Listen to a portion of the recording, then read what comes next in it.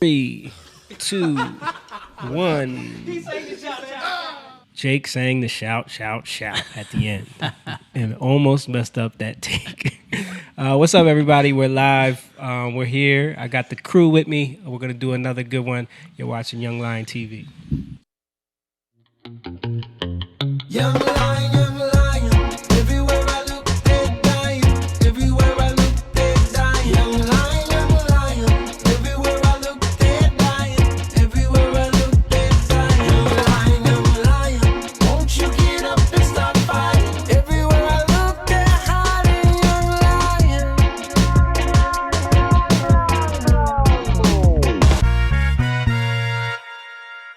Yeah. It's Tuesday, February, what's today's date? 4th. February 4th, 2020. Tuesday. We are live at True Sound Studios in Camden, New Jersey. As always, when we're here, we're going to give y'all the conversation. I got the brothers with me this evening. Of course, right next to me, you've seen him many times now. He's the half black, half Indian with the Spanish last name, Mr. James Garcia. He's all painted up, came right from work. Wait from spraying. Mr. Bill Wright, if you want some work done, this brother's going to do the work. That's right. He just came from spraying some shit to now talking some shit. I'll build it right. He's going to build it right. And then we got Jake, we got Moon, and holding it down, of course, as always, is Miss Rachel Rota. Yo. Drinking a cold brew. She's right over there. Yeah. You can't see her, but Can't see her. You'll hear her chime in from time She to does time. not like to be seen. Yeah. I'm a little under the weather, so bear with me on the vocal situation. I sound a little stuffy. But I want to say what's up to everybody in the chat, everybody who's watching right now. I see, my neighbor Jason just chimed in, just popped in. Amy's watching, Amy Barbosa. I see some other people watching, but it doesn't say who you are, so... you can say what's up, or you can give some likes and thumbs up. Please share the video. Let everybody know that we're streaming right now so that other people can watch too. And you can also join in on the conversation. You can, give your 2 cents or ask questions or see what we think about certain things, because we just like to talk about stuff that's going on and see where it goes. And if you like the conversation, you like what we're doing and what we're talking about, you can support the Young Lions. You can go to our Patreon, which is patreon.com/youngliontv, and you can sign up. You can subscribe there. If you subscribe there, you become a partner and you get little, rewards and perks and stuff like that. And you also be supporting something that is a positive thing. Also, you can get merch, you can get music, and you can get all of our other stuff that we do at Jataun.com, JUTAUN.com. But yeah, so without further ado, let's get the conversation going. Conversaciones. So Is that how you say it? Conversaciones. That is like say it like that. That's the most racist Spanish thing. That's what all the, anytime you want to just churn something into Spanish, you just Ciones. or put an O at the end or something. Yo, couple. Sometimes it works. It does work sometimes. That's why it's like the go-to. So let's start with the Super Bowl. Super Bowl. How did everybody feel about the Super Bowl? I loved it. I enjoyed it. Eagles weren't winning. I'm not a big football fan, but I get to enjoy it. It was all right. It was a good game. It's a good game. I missed the whole first half because for some reason I just was not feeling well, but also I just wasn't feeling the whole Super Bowl hype this year. Like, You weren't happy too. for Andy Reid after all this time? no, I was happy for him after the fact, and I did end up watching the second half. But just the whole day, to be honest with you, the beginning of the day, I forgot the Super Bowl was happening. Right. Wow. I wasn't even thinking about it, and then all week long, I had I forgot that it was happening. I just was out of it. You know what I mean? I just It didn't seem as big because I felt like there was a lot of stuff going on in the world. Kobe passing, the coronavirus, Australia wildfires, all that crap. This is the first time I feel like I've invested in it because I have, all these people I subscribe to. So I was constantly getting reminders of it.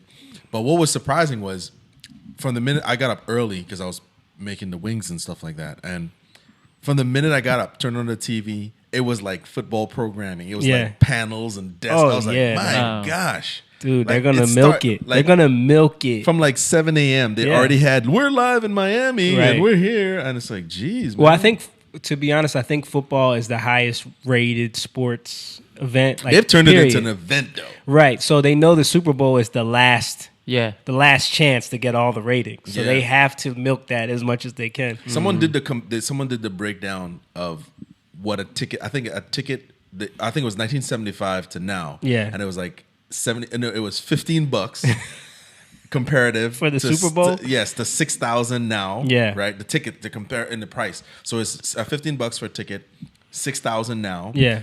Back then it was like $3,000 for an ad. Now it's $6 million for an ad. I think it was like 30 seconds or something like that. So companies are splitting 5.5 mil for 30 seconds. What did y'all think about the ads?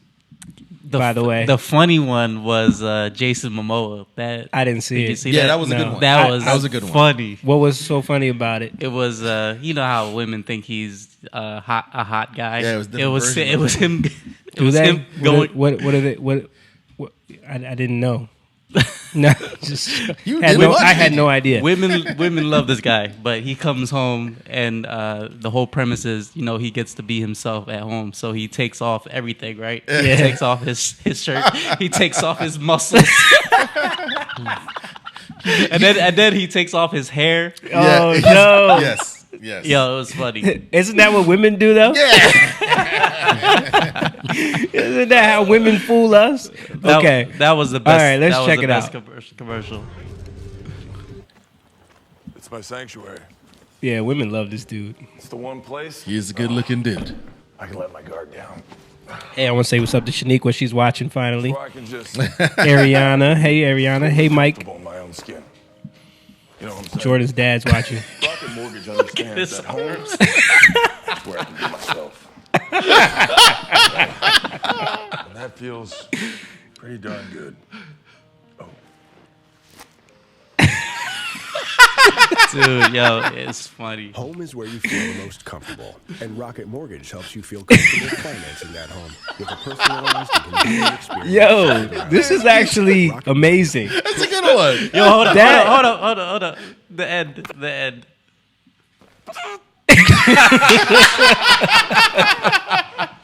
That's John at the gym. Yo, that's a good one. That's a good one. That was good. Every other one was whack. Now, Rachel, what I want you to do is look up the videos of the Asian chicks taking their faces off. You know what I'm talking about? Where they take off all their makeup, like oh my God, makeup removal. Oh yeah, videos, and show me what's different about that than what we just saw. That was fake. Right. You know what I mean? That was crazy. Right.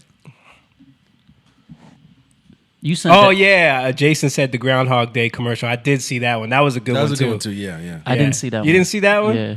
Yeah, that's a good one. Maybe that's what it is too. I think like you're looking to be completely wowed. Yeah, you know what I mean? Because it has turned into that. You know what? I think this year actually was a step in the right direction because last year was like so many just woke commercials about movements and shit.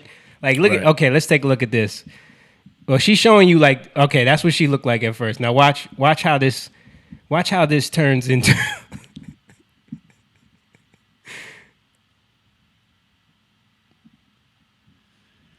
Tell me what's different. Yeah. It's literally what they just showed him do, but in real life. And all these girls do it. Look, she's literally taking her face off. She has a whole different face. Right. Now, what are they doing this for? To show what? That they can do They're makeup? showing how good they are at doing makeup. Wow. Rachel's face is hilarious. Yeah. So, but that's what that commercial made me think of. Because it's like... No, that's what it is. Because it's like, women would... The guy that sat down playing that guitar at the end and lifting them weights... Never. Women would never. Right, you know what I mean? Right. But that dude, they love. Right. But... They can trick us that way, but we can't. We don't have. Right. You know what I'm saying? It's more pressure on them to look good than it is for us, though. Right. But I do see what you're saying in terms of the comparative. Yeah. Like, it's the same thing. It just made me think of that. Yeah, it does. It is because they literally do that in real life. Yeah. Like what was the scene? Was that in Martin or Fresh Prince where? Yes, Gina. Fresh Prince. Fresh Yeah, Prince, Gina yeah, was in Gina, it, but yeah. it's Fresh Prince where they get stuck in the closet together, and he's like on a date with her, Right. and she ends up like taking her nails off, taking her eyelashes off, taking her wig off, and it's like you a whole different person. Just one comedian, she said that she went on a date and she got hatfished, and she's like, y'all don't know what hatfish is? She's like, hatfish is when you take off the hat and his hairline is all the way back. That'd be me. That reminds me that I don't know if we talked about this on the podcast. The case where the guy, he was in Asia. He married a woman who was beautiful. And they had a kid. That's a real story, It's a bro. real story. Wow. Kid came out ugly as hell, and then he found out that She had mad plastic surgery. Yeah, he sued her. Yeah, and won, Sued her, right? Yeah, He won. Oh, because she gave him ugly kids, and he was like, "You tricked me." No, but what I was saying was that the hold up, earthquake episode of Fresh Prince. Oh, Yeah, that's they got what that trapped in the was. basement. Yeah, Yeah, that's what it Jason is. is on it. Yep. But okay, here we go. Man sues wife after she gives him ugly baby. Look at the difference. Yeah, he won. He did win. He won? Look at the difference. He did win because she got all this plastic surgery to look But beautiful. how could she fool him? I mean, don't they go to bed This was in together? another country, right? No, Wasn't it in Korea she got or plastic surgery, bro. Yeah, yeah, I so think that's it was not the makeup thing. yeah. That wasn't the makeup thing. That was like she got she got the surgery done. she got a lot of surgery. So the But it was in genetics a of different ugly, country. that genetics of ugly is still there. That don't go But away. no, I'm saying they have a picture of her all messed up. That was probably just used. I think that was used for the article. I know the Okay. story was she got plastic surgery. Okay. Yeah. But what I was saying was, I noticed that last Super Bowl was so full of like just sappy, woke, political agenda commercials that people got so annoyed with that they tried to like go steer. There was still a couple. Like you told me about I saw it today. The one with the. It was so dumb. The one with the secret commercial. Yes, Yep. the secret commercial. Pull up the secret commercial if you can. It was like. You gotta watch it. It's like this whole. I don't know. They set it all up, and it's like this big reveal, and you're supposed to be like, "Wow!" It's like so dumb. And then we were like talking about it afterwards, how stupid it is, even as a concept. You know what I mean? We'll talk about it after we watch it. I want to see it. Let's watch it and get y'all reaction on this. The There was a- Bloomberg one was pretty. Bloomberg, I didn't see it. Yeah, I didn't see I it. didn't see the Bloomberg. He was really under the weather, man. This guy was gone. Yeah, man. I'm telling you. Like, I didn't think I was going to watch the game. I literally, like, picked up the remote and just was like, let me see what's happening. And it was at halftime. Okay. There's supposed to be a woman under there. Of course. Oh, you gotta ruin it. Yeah, ruined it. I knew it as soon as they were stepping Yeah, back. yeah. It's obvious. They don't even look like men.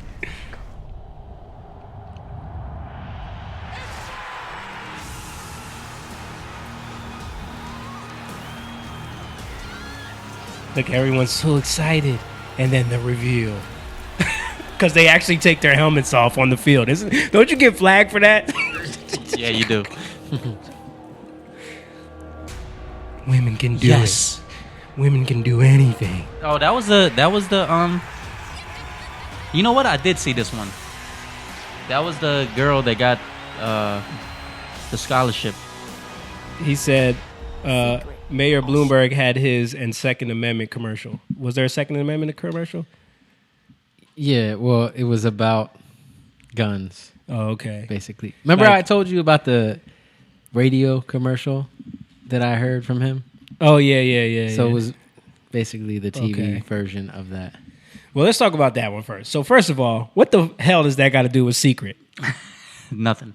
Second of all, it's like women put it on. I mean, I know. I guess maybe you could put it on and play sports. Yeah, I guess. But me and James were talking about this, like how funny it is that they like everyone who watches football knows that kickers are considered not even really football players. So it's like even the role you're trying to insert them into, the holder and the kicker, it's like subsequently you're actually insulting them by Yeah, telling right. them take these two.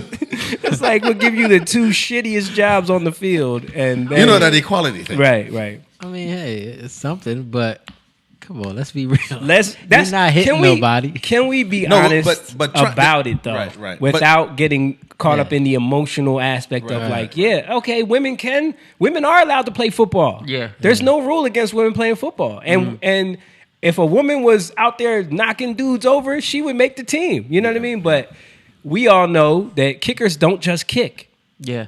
They're gonna have to cover. Yeah, they're gonna have to cover. They're gonna have to tackle. What are they gonna do? Play soft on her when she's kicking? That's what I was saying, dude. We were talking about this. Imagine who's the running back from the Titans? That big ass dude, Derrick Henry. Derrick Henry. Okay, imagine they need a last minute. Imagine there's a female kicker on the opposite team, and Derrick Henry is running the kickoff back because they need a last minute score. Right? 6'5". He gets past everybody. She's the last. She's the last. You know, the kicker's usually the last line of defense. It is. And imagine he just bulldozes over this girl. Who's this? Oh, yeah. He would carry this dude her is and massive. the football. He's huge. But I'm saying, like, he could either, like, just knock her out the way, but imagine he trucked her over, and then it would be like, oh, my God, how could he do that? You know what I mean? Like, then it would be a total... Like, people don't think this all the way through. Right. They don't think this concept all the way through. It's like... It's fun to say, yeah, a woman could be... Because they had that clip that went viral of Zach Ertz's wife kicking field goals from, like, what was it, 35 or 40 yards? It was, I think, a teammate of hers. No, at the practice. It was her. That was her? I think it was her. Yeah, I'm pretty sure it was her. Mm-hmm. Yeah. I know there was another girl that they been hyping up. Yeah. That saying that she can soccer play. too, there was a different soccer player that I did see kicked that a one. 45. Huh? You keep hitting the Yeah, 45-yarder, which is cool. Yeah. But I kicked a 50-yarder before. But what I'm saying... no pressure coming at me. No pressure. And at the same time, it's like, but are you gonna assign someone whose max is 45, 50 yards when you might need a 55-yarder, 60-yarder at some time? Right. You know what I mean? Like that. And then that'll be insulting, right? Because then you can be like, well, you sit this one out. We need a 60, you know, because then it'll be right. It'll look more. Yeah. But what you pointed out though was, like you said, like, I'm not familiar with football the way you guys are. Right. But the punt, the kicker holder or whatever that is. Yeah.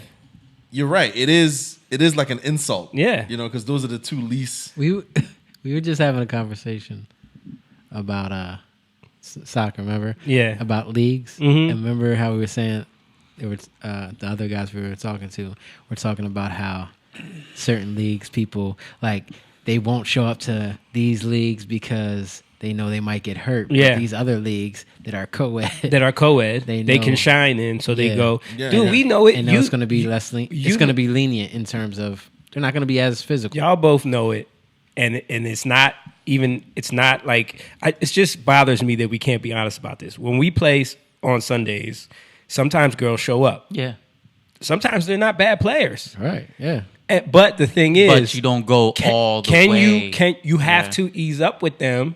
And some guys that don't, they get shit. It's like, they do get what are you doing? They do. Yeah. Because you literally have to treat the girls like like when Marco brings his son out there. Right. You can't go as hard against him. And who wants to hurt? No one wants to hurt. No, you don't want to hurt him. Yeah. So it's like you can't be honest about that though. And no one's saying that like the best woman in the world at soccer could probably take me and whip my ass at soccer. But we're talking about like just the yeah, but on the overall average of the gap. That's what I was saying to you because like the gap. There was a girl that played freshman football, like she played all throughout her kids' years when we were young, and she was on the freshman team for Edgewood when I was there, and it was like cool. There's a girl on the freshman team, but after that, the gap becomes so distant between like what she could do and what grown ass boys could do, you know what I mean? Right. That it was like there's no way. I know, and the other aspect of it is, let's be honest, teenage boys have egos. Yeah. So who's gonna want to be the guy who gets shown up? You know what I mean? Right. Yeah. He's gonna get because eventually he'll ramp it up. Right. Because he don't want to be that guy. Mm-hmm. It's like this. We talked about this before. In the world of MMA, which they never want to talk about. Yeah. Because all these sports MMA is kind of still. It's popular, but it's like still on the fringes of like the bigger scale of like the movements and the this and the that or whatever it is. Okay, there's a woman called Fallon Fox who's a transgendered person. Yeah, look this up. Look up a clip of Fallon Fox when she fought. Who's the girl she broke her orbital bone? I don't remember, but she just Look up. She's She a retired biological. now? Yeah, look up Fallon Yeah, Fox. no one would take her. Look up Fallon Fox breaks orbital bone or breaks skull. Yeah. Yeah, but the whole thing is, she was once a man. She has all the She went through went through 30 the- years of her yeah, life yeah. as a man. Yeah. And she transitioned to a transgendered person, and now she's fighting females. But they wouldn't tell the females at Right, first, right. And she was like cracking skulls. Yeah, like she was destroying. It was These not women. even a contest. Yeah. I think she lost one, but it was like kind of like a gimme one. Like Right. all the MMA experts were like, Yeah, you know. But How is that even legal? how far do you want it to go? You want death in there? right. You know? Yeah, I mean, she literally broke someone's skull. Yeah. You know what I mean? But again, like if you put her against like the men, how good would he do? Right. You know what I mean? Yeah. Yeah. And that's even that, like the scale, like And why can't, does like Jamie said, like, why can't we question motives? Because Yeah. Right. could it be like you just want to beat up girls? Right, right. You know? Or you want Or you suck. Yeah, you suck as a alo- man. amongst the men, so you need easier competition. Yeah. Right. You know what I mean? It's like you know dudes that will that in wrestling or like in fighting in general, like they'll try to change their weight class so that they could fight someone easier. That's You been know what I proven. mean? That's been proven Yeah. with like men who are abusive to their wives. It's been proven that men who like they're abusive to their wives, they'll never, like if the brother shows up or the dad, they'll cower. Yeah. Because they're so used to beating up. That's what it is. They get off on that. It's Right. like exerting power and energy on her. But if Well- if the brother or the dad show up, they're like, But Yeah. but even that, like abuse against women is just as much as abuse against men from women. Mm-hmm. The only difference is men hurt women Way, Way more. more. Yes, the and physical. men don't report it as much either. Right. Dude, did y'all hear about the Johnny Depp thing? yeah, Yeah. yeah. No. That's crazy, right? What? Johnny Depp was getting slammed because that chick that he married, what's her name? The younger The girl. actress. Yeah. She's really young. Amber Heard, right.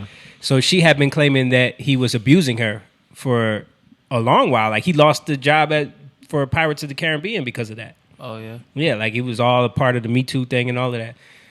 Come to find out, some audio just leaked like a couple days ago And it doesn't look good. where she was admitting to being the one hitting him. You know what I mean? Like he was recording her. Right. You know what I'm saying? Because they were in a fight, and she sounds out there, bro. But you're right, though. I think men, like there's a certain thing. If you complain about it, it sounds like you're a wuss. Like, Yeah. you letting a woman, come on, man. Like, Yeah. First of all, can you even complain about it? Like, think about if one of us was like, think about if She's I was like, beating yo, me. man, your sister's hitting me, man. Like, what was your? That's exactly what happened Do you right hear now. that laughter? Do you hear that laughter? right. You know what I'm saying? Like, Right. what man could even come to say that? You know what I mean? Right. So I it's- could tell. I could name a few, but I'm not. Yeah. I mean, but there are women out there that would hit a dude. And Dude, last yeah. week we had Evie on here. Remember, she admitted to it, Yeah. saying that like she got physical with Edwin. Oh, I didn't even. You didn't hear It that must have part? went over my- Yeah, she straight up said it. Like there were Yeah. times like she was admitting it like sad. Like there was times where I was getting physical. You know what I mean? Right. Yeah. But what did he do? Nothing. He just worked through it. You know what I'm saying? Like right. it's not the same because if a man chooses to get physical, So there could okay, be so that's serious what you're damage. kinda- Serious consequences. That's what it is. Men, it, you know. Yeah, because a man is gonna be like, all right. First of all, you ain't gonna do that again. Yeah, right. You know what I mean? And then it's right. something's wrong. Yeah. we need to work this out. Right. But you're right, though. I think that we're trying to pretend. Let's ask honest questions. If someone is capable, give them the chance. Right. But if it is what it is, we got to look at that and say, that is what it is. And not only that, it's like if you really think that Secret cares about women playing football, like, Yeah. come on, man. Like, do you really think that what they're doing is they know that this is a way for them to just like signal. Wait, who is Jason talking about? He said, "Bro, I know your wife. She's tougher than you." He's talking about me. That's because that's my neighbor. Oh, okay, yeah, with the daughter, right? Huh? He's got a daughter. Yeah, Okay. she's friends with Right, at okay. least. She's a tough girl, but trust me, I could beat the shit out of all three of those women in my house. So I ain't, Damn. I'm just saying, like in real life, like I could cock back and kill all three of them with one punch. You know what I'm saying? Like that's reality. All If three. at the same time, line them up. I just cock back and just one punch, and all three of them would be dead. You know what I'm saying? Like I'm saying like if you really was like testing the strength of a you man, can't you can't physicality. compare it. Yeah. You know what I mean? Yeah. Yeah. That's Like- why it should be illegal. Men should not be able to fight Right. women. Right. And it is. 'Cause It is. Yes. It yeah, is. but we can't be living in fantasy land because that's what I'm saying. That's what it is. But it's like they're trying to. Oh, women playing football. You know, Right. everyone was amazed that the kickers was, and then Right. they took their helmets off. It's like all just fantasy. This only Yeah. works in a secret commercial, Right. Because they're not. Like I said, they're not thinking this all the way through. Right. Like the role of a kicker is not just to kick the ball and get the Right, hell right. out the way. Like And there's another aspect too. I mean, you know, if you're good enough, absolutely. But there's another aspect too, right? Where I remember, and I don't recall the people's name, but there was a female wrestler who wrestled in college, in high school, college, and she went on, you know, to wrestle again in the Olympics. And then there was a woman who became a ranger. She was the first Army Ranger. And both of them said the same thing. They said, my sacrifice, these are two people separate of each other saying, my sacrifice came at a great price. And the price was, I can no longer have children. They worked out so much and they put their bodies through such rigorous training that she was saying, especially the it Ranger. took a lot of testosterone in the process. Let's not. Probably. That's part of it. You know what I mean? She destroyed her body. She said, I can't have children. So there is a price to pay, you know, and maybe you might pay a higher price than somebody else, but those are realities that we need to explore that too. And when it comes down to it, is that worth it? You know what I mean? Like when Right. you look back on your life, was it worth it? Dude, a lot of the men, big ass men that played for those years have regretted it. Like, Right. did you guys Especially watch now. the Aaron Hernandez documentary on Netflix? Yeah, I watched He had that. one of the worst CT scans, man. Dude, that shit is crazy. Yeah. But think about that. That guy's been playing what? How old do you start playing, Pete? Probably 5. Yeah, Right. you can start at 5 Yeah. or 6. 5. So that means if a girl would qualify, she would have to be from 5 to when do they enter the pros? At college, right? Right Yeah. after college? Yeah. Right. That's a long time. At least 2 years in college, right? You have to play at least 2 years in college. That's what surprised me about it because I'm not familiar with football because I grew up in a different society, but that's a long time on your body. Mm-hmm. So when we look at a guy 22 years old, this like DK Metcalf, when you look Yeah. at that guy, 22, 6'4", 240 pounds, a beast. But this dude has been doing this since he was a kid. Right. You know, that's a lot of mileage on your body. And they don't even really fully understand what toll it's taken on you yet. Like they're still understanding what damage it's doing to the brain, like the Right. amount of scar tissue, all like the Yeah. craziness that like all them times you getting hit in your head, and you know what I mean. Right. Even like they're finding out, even with soccer, like when the ball comes at you really hard and you're heading that ball, like Yeah. that you're doing damage. Yeah. Yo, it's happened like when we played. I remember one time the ball went up real high and I hit it and it saw stars. Yeah. I was like, oh man, this shit hurts. Yeah. Yeah, it's like you got to be careful. That man. ball is hard Yeah. when it comes down. Especially if it's coming in high. fast. Like if someone puts a hard line drive cross in and you try to head Well, that let's be thing- honest. I mean, the whole thing with sports, all of it, and it don't matter. All of sports, the human body is amazing because it can adapt to it, but that's really not what it was designed for. It could Right. do it. Right. It could modify, but boxing, MMA, football, all this stuff, that's not really what we're supposed to do. Right. We're just doing that for entertainment, but there's a price that's to be paid, and we're just so into entertainment that we're kind of like neglecting what the repercussions are. Right. You know what I mean? Because I think it's about the amazement of like, wow, these are humans that can do that. You know what That's I mean? what comic books do though, because when you look at comic books, we all know that that's not true. But when we see someone do something amazing that we know it takes a lot of time and practice to do, and not everybody can do that, that's a form of superheroism right there. Right. You know. Well, that's why they idolize, sports players. I mean, this is amazing. Listen, to see it done right, you know, to see athleticism, it is amazing to see what humans can do. Yeah. But I'm just saying that that's really not what we're designed for. Right. You know? No. And it's definitely not smart to try to give women this idea that they're going to get on the football field with men. I don't think. Well, Say hi to some people real quick. Go ahead. What's up, Stan? Tiffany? Hey, guys. What's up? Peachy? Peachy. Peach. What's up, guys? Yeah. No, I was saying there's a woman that got a scholarship to play for a college. Mm. And I looked up her highlights, and it was, you know, Right.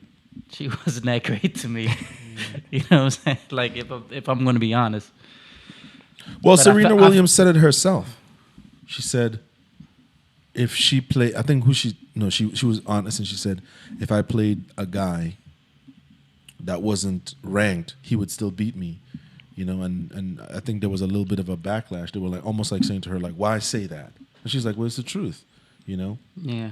People don't like hearing the truth. Yeah.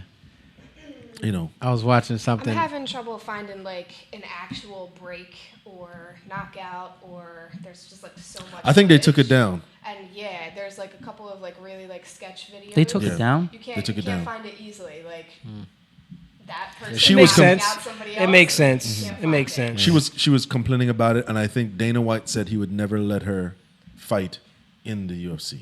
It makes sense that they would take that down. They don't need that out there. You know what I mean? It doesn't work. It doesn't work for Secret can't make that commercial. little bit You know what I of- mean? Graphic footage. We got blood all over the mat. This girl, I know the girl on the bottom is suing her. Yeah. I don't know if she won, but So yeah, everybody can go and watch that at their leisure. But Yeah. go watch at your leisure. But yeah, that's why they lowered the to get into the army. Yeah. Like They had to lower the standards for the PT. PT standards. Yeah. The amount of push-ups, amount of pull-ups, sit-ups. They had to lower all of that. Right. Yeah. A lot of people don't know that most women fought against getting voting rights. Yeah. That's because true. they didn't want to be. In the draft. Yeah, because that was part of voting was you had to be eligible for the draft. Well, I think we've, as a nation, we've glorified war. It's honorable, and it's like such a thing, and standing for the flag and all that stuff like that, which is in itself good. But we have never had war in this nation since the Civil War, like an outright war. So we don't know what it looks like. You mean in the country? in the itself. country, like Yeah, a yeah. full-on war. Right. So we don't know what it looks like. We see it on TV. You know, but Right. I think that's part of it. So there's a lot of glorification that comes with certain things. Right. Like it's the same thing with sports. When you look at sports, we see the Super Bowl, but we don't see Patrick Mahomes and these guys, like you said, working since they're 5. Right. All the hard time. That's a 24-year journey. Yeah. Or however long it was. Yeah. You know, and it's the same and thing with part war. of the like in the Aaron Hernandez documentary, you don't see the behind the scenes of like these dudes get hurt, but they need to get back out on the field, so they're Yeah. pumping them full of drugs. Yeah. and like these painkillers and all these things Yeah. just to get them out And there. the game keep is playing. over. So the game is over, right? Right. So you guys can answer this. The game is over. You halftime. You go back there. You get the speech. You mother this.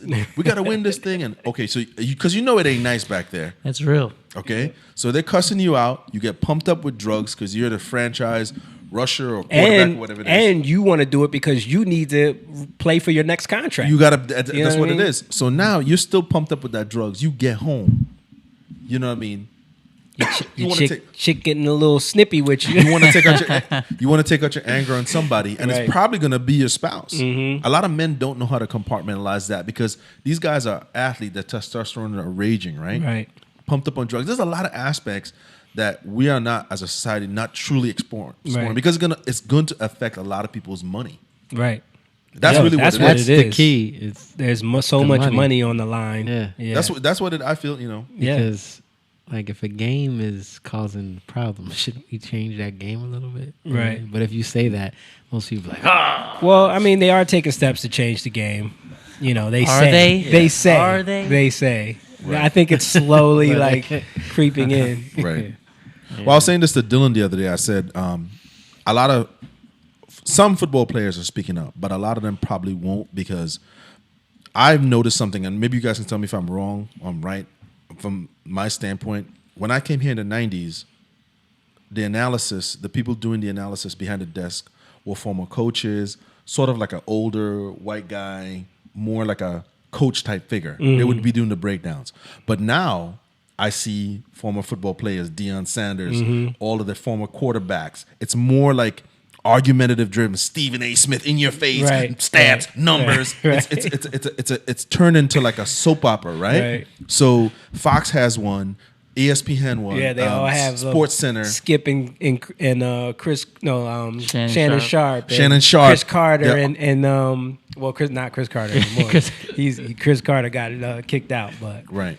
But what I'm saying is that element, and they created an industry. So now you have a guy who knows the dark side of football, but he's not going to say anything because he's like, man, I work. He's still making money. I can make money making money off of this. I could be an announcer. I could be a play-by-play guy. Right. So you're not going to really say the truth because your money's vested in getting the call. Hey, James, do you want to come do the sports analysis? Yeah. Screw these other guys. Right. You're not going to say the truth because you're not really going to come out and say, look, this stuff has a long-term effect. It's affecting my life, my marriage, my kids. Whatever emotions that you're going through, PTSD, whatever it is, or.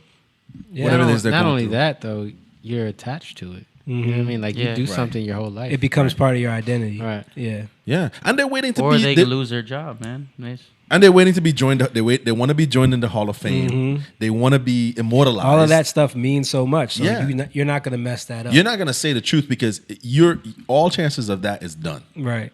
You come out and speak out against it. It's like the same thing with police officers. If any you tell type the truth, of organization, you tell the truth, you're going to be crucified. Yep. And you're going to be blackballed, and no one's going to want to work with you. It's just like Hollywood is the same way. Right. If you don't think like us and talk like us and be about the agendas we're about, then, which is why Ricky Gervais was important. Yeah, exactly. But it's like that with everything. It's like that in politics. Right. You know what I mean? Speaking of Hollywood, if you don't mind me transitioning. No, go ahead. You guys didn't talk about this last week, but Ari Shaffir under Kobe Bryant. We did talk. We mentioned it. Okay, all right. But we didn't really get into it because it wasn't about that last week. But we can. So let me ask y'all take on. Everybody familiar? Right? Yeah, we watched it last week. The Ari Shaffir talking about right. You looked it up. Rachel's like, she was like, sure, that lady's a good lady. The comedian dude and his live tweet or whatever. Right. Yeah, he tweeted and he did the live video saying like, it's a great day in Charlotte. Kobe Bryant got what he deserved. You know what I mean? Right. Yeah. So that kind of ties into what I was saying about, everybody's protecting. He created a caricature and he's so vested in that that he doesn't really mean that. But he needs shock value. Yeah. He's the antagonist. Right. So it's the same thing with, the football player or the athlete. You worked all your life to this persona that you see Deion Sanders, he's however old he is, he's still prime time. Yeah. I can still put it on. Right. I can still get him. Right. Stop. You can barely get to the buffet over there. Yeah, right. You know what I mean? But it's that thing. But Ari's character is to do. Didn't he do that when Aretha Franklin died? Like he's done this. Tom Petty. Yeah. Like what did he say? He posted something the next day on Instagram too, like just like a statement that was like, every time someone famous passes away, I troll them. It's just what I do. He said it very clearly. Oh, he did. Okay. Yeah. But people wasn't. He didn't having stick around that. He made everything private though. That's really what it is. He didn't stick around for the onslaught. Right. You know what I mean? The trolling. You get a response. Someone just died, and you just. But that's what I'm saying. It's like, but then you don't want the reaction though. Like you want the reaction. That's why you do it. Yeah. So when the reaction comes and it's something that you're not ready for, now all of a sudden. What's his name again? Ari Shaffir. That's not cool. Yeah. Joe Rogan finally talked about it. But did he? What did he say? You saw Jim Norton? Yeah, okay. But I felt like he said we talked about it before the podcast. Right, but he didn't go into it at all. He didn't really. He didn't do what we were all looking for. Yeah. That's his buddy. Yeah, I know. But he says he's not going to defend it, Okay, this is what he posted. So it says, every time a beloved celebrity dies, I post some horrible about them. I've been doing it for years now. I like destroying gods. And right when a famous person dies, they're at their most worshipped. So as a response to all of the outpouring of sympathy on social media, I post something vile. It's just a joke. I don't really hate any of these people. Right. It's not a tasteful joke. Right. He does need Jesus. Yeah. Tiff said Tiffany he needs. said what did she say? He is a nut. He needs Jesus. You're right, Tiff. But my thing is, there's a climate that creates a guy like this because he's been doing this for a while. Right. People are looking for a response. Right. You know, and this one just fell because he didn't. I don't think he realized how much people love Kobe. But I think he's actually happy because now everyone knows his name. You think? I think he's scared. I don't think so. No? What's gonna happen? But what's gonna happen? Then why delete your Twitter and your whatever that is? Like, because he's gonna wait for it all to blow over, and then he's gonna pop back up. He's gonna pop his little head out of his cubby hole, and he's gonna make his statement, and now everyone knows his name, and now he's gonna be touring. You know what I mean? I mean, I get that that's what he wanted, but I don't think he wanted it. I don't think he wanted that much. Because, man, people are looking for this. He didn't expect it to go that far. Right. How do you not expect it? It's Kobe Bryant. Because, I mean, how could you know? Well, it hit everybody harder because his daughter was with him. That's what I think really was the thing. And all of the other kids, young girls on that thing, you know what I mean? Yeah. like. But that's the whole point, though. We live in a society now where it's all about reaction. Yeah. And apparently he did post that before he knew that her daughter was on the helicopter. Yeah. But... It's still that's no excuse. Hey, you wanted smoke, you got it, buddy. Yeah. He posts some other, I don't know if this is actually him on Twitter, but he literally posted about like peanuts, like Mr. like burn in hell, Mr. Peanut. Like he's making light like 2 days later. This is like recently, like he did this 2 days ago, and the comments are turned off, but none of his stuff is deleted. So this is every time somebody gets canceled, they turn off their comments because they don't want to see, they don't want to hear the backlash. But like they're not going anywhere. Their page is still there, and like you said, in 6 months, those comments will go right back on. For your new special or whatever you're releasing. Because people will forget about that in 6 months. That's true. They always do. Yeah. They're not gonna forget, but it's not gonna. They won't care as It's much. not gonna hit them. Right. They won't care. Like, as much. that was the guy who said this. Right. That's it. You remember how? So you're what's saying his he's name? laying low? Yeah, he's letting it blow that's what over. he's doing, man. That's what he's doing. He's Right. hiding in his bunker right now, and he's Right. gonna wait till Trolls. he's gonna. Same thing with Gina Rodriguez. Yeah, A couple months ago, like she was comments canceled. off on her Instagram, but like Right, she's right. still posting. Right. But that's what I'm saying, though. and It's doing like, her thing. Wait, who's that? Was that the one? Gina That, Rodriguez, Jane the Virgin. She sang the Fuji song, and everyone Yeah. was like, "Oh, you're Yeah. canceled." Yeah, because she's saying the N word. but that's the one thing, though. It's like, yeah, you're claiming to be this antagonist and this person to push the envelope, but then when you get it, you run away. Yeah, You know what I mean? So you're questioning people, but you're just as phony. Mm-hmm. You know, because that he's according to him and all the comedians that sort of vouch for him. This is what he likes to do, but then you Right. should like what comes with it. Right. You know what I mean? Exactly. You shouldn't run away from it. You know. yeah. Don't hide from it. Yeah, Confront embrace it. it. Say, Yeah. this is me. My next special is, you who's know. who wants something. Yeah. You know what I mean? But no, but see, that's the he- problem. Like Yeah. words, you can't just. You can say whatever you want, But you got to can, be able but to you deal got- with what comes yeah, with it. Yeah. Right. Right. And that's what it is. Yeah. He's not willing to deal with what comes with it. And that's what I think. Yeah, and I think like comedians will always say that, like, "Oh, nothing is off limits with jokes." It's like, okay, fine, but if someone gets mad because of your joke, then you got to deal with that. Right, You know, right. like no one's saying that. I'm not saying that he should be canceled or no one should work with Right, him. right, You know what I'm saying? But or he should lose whatever job he had. But if someone, if you know, Kobe's family members or people that love him are trying to find you, Hey. Yeah, you got to deal with that. Yeah. like yeah. You That's- can't just say anything That's not you somebody who, like we would want to work with, Right. Obviously, Right. but, you know. And you're starting, like I was saying to this one guy, man, I was like, look, when you start a fire and you start the fire in the building you're in, sometimes you get burned with the building. That is what it is. Right. You know, it's not like you said, like we're not about watching people cancel. We're not a part of that. Yeah. But the thing that I feel is a lot of people want to start things, and then when they get what they ask for, they run away. Right. You know, they're just antagonists. You know what I mean? Yeah, they like to. It's like a bully, right? Mm-hmm. But then when the bully meets someone that's ready to fight, Right. they don't want to fight. You Right. know what I mean? Yeah, it's funny.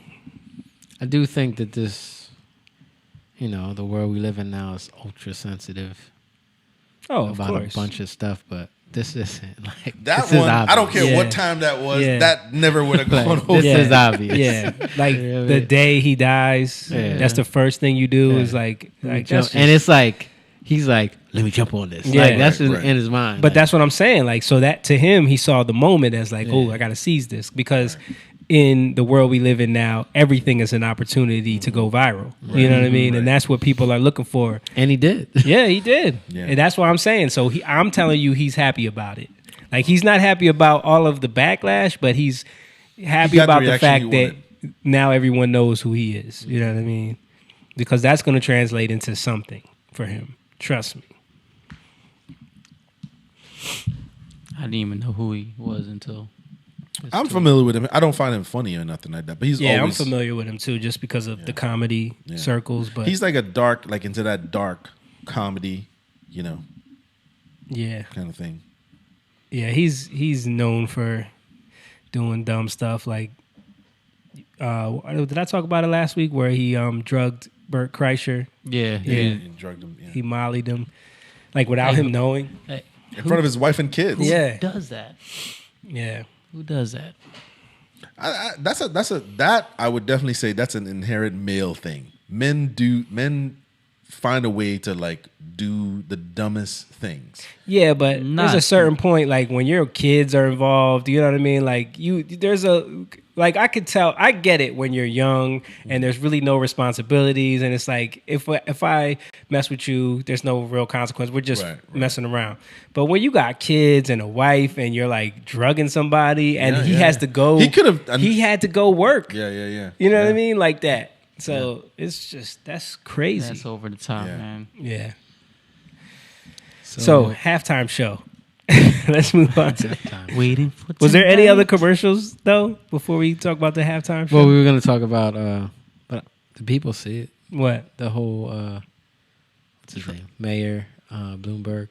Oh, his commercial? I didn't see that. I didn't see it. But I did see the Trump prison reform one. There was a commercial about that too. Yeah, I missed that one. Yeah. What was the Bloomberg commercial though? He was talking about gun control, basically.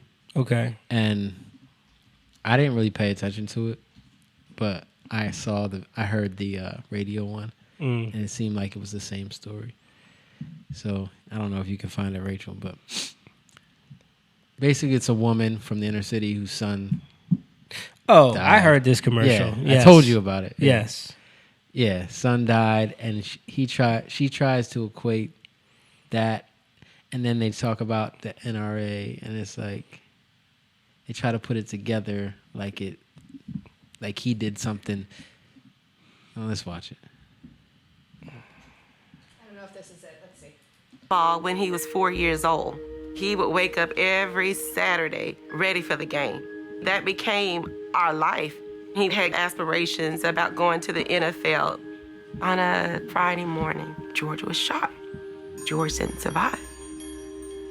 I just kept saying, you cannot tell me that the child that I gave birth to is no longer here. Lives are being lost every day. It is a national crisis. I heard Mike Bloomberg speak. He's been in this fight for so long, he heard mothers crying, so he started fighting. When I heard Mike was stepping into the ring, I thought, now we have a dog in the fight. I know Mike is not afraid of the gun lobby. They're scared of him. And they should be. Mike's fighting for every child because you have a right to live. No one has a right to take your hopes and dreams. I'm Mike Bloomberg, and I approve this message. Yeah. It's first of all, I find it hilarious that politicians love using black people for shit like this. Yeah. Mm-hmm. They love it. It's like they always reach into that black basket when they need to. So that's a different. That's person. A totally different one. So he used a black lady again for New York City. Okay, but it was the same premise. Right. Right. Get me some blacks. It's like find me blacks in every but it's city. Like shouldn't be hard. and it was the same thing. A boy. Find me black children that were killed by gun violence. Shouldn't be hard. So, oh, wow. I'm just saying, like, no, but come that's on. what. But it's like to equate that with the gun lobby is like, come on, man, like. Stop it! How many of those people were killed by Second Amendment or by card carrying members? Yeah, of, exactly. You know what I mean? Like, that's the point. Like, dude, Stan said weak. Yeah, it's talking about guns. Yeah, Stan's in on that one. These guns are they're off the books. Yeah, right. You know what I mean? They're sold on the streets, and I guess the only thing they could say is, well, they're easy to get, and then you can resell them, whatever. But that doesn't happen. But making it harder to get them is not going to stop them from getting them. Yeah, it's just going. How many countries have gun laws that they don't have guns, but yet guns still come into those countries? Right, exactly. Illegally. Right. Yeah, that was a terrible. Like you're right, story. though. He is pandering. Yeah. And he you know. Dude, did you see the anything that happened in the Iowa caucus? Did you guys see any of this? It was apparently it was like some kind of shit show with like the voting and everything. I did hear about it, but I didn't. But there's one thing that was funny as hell to me that a lot of people aren't talking about is when you see Pete Buttigieg do his booty. When you see him do his what? That's not how you say his name. I mean, I guess Buttigieg. Buttigieg. It's kind of funny. That's a little on the nose. But when you see him do his like little acceptance speech with no acceptance, right? There's a whole line of black women behind him, right? Yeah. Mm-hmm. And one of the ladies said that he went around in the audience and picking out black people to be behind him for that visual. Yep. Dude, this is what they do. Yeah. This is what they do. It's like he needs to show that black people love him, but he went and like picked them out of the crowd. Yep. You look sassy. You look loud. Why they do it? Because they need the support from the black voter base. No, I'm saying, why are these black people not seeing like? They just want to be on TV. They just want to be on TV, my brother. Look, a whole line of them right behind him. He's like, "We did it, people. We have no idea who won, but we're going to say we did." And that's going to be part of his campaign photo, his commercial. Yeah. Pete Buttigieg. Trying to say they stole it from Bernie. Yeah. Well, who knows? Oh, Bernie got Cardi B behind him. That's all he needs. An intellectual genius there. You can get all the strippers of America behind him. Not Cardi B. What did look? Stan said Buttigieg did the same thing last night. Let me put all the blacks behind me. See, Stan saw it too. He's on it. Yes, this. That's hilarious. That's the thing, though. I think like I smell the juicy smoulier moment. This new era of the internet, I don't think they understand how this works. They're being exposed at every turn. Yeah, you know, and it's making them look worse. The playbook is old, man. Yeah, it's just. I feel like secretly they like the DNC like wants Donald Trump to win again, just because they need to like keep just like focusing everybody on how bad he is. What else will there be outrage over? Exactly. For the next. They need to like keep that outrage 35 going years while they get some better candidates. I don't think so. I would say true to that, but I still think they're scared. Like, I think a lot of them are scared that they're going to be outed soon and exposed for what they, you know what I mean, what's going on. Maybe that could be true. I mean, I'm sure there's some, especially with that Epstein shit and like a lot of the stuff that went on with this Ukrainian thing that, you know, all that shit is starting to come out now. Is getting crazy. I'm sure like there's people in the Democratic Party that doesn't want people to get to the bottom of a lot of the things that were going on. But I'm saying like as a whole, the people that weren't involved in a lot of that, like the people that just, I'm talking about the people that run the DNC, the Democratic National Committee, like not just like the Democratic people running. I'm talking about like the people that run, you know, the ones Hillary?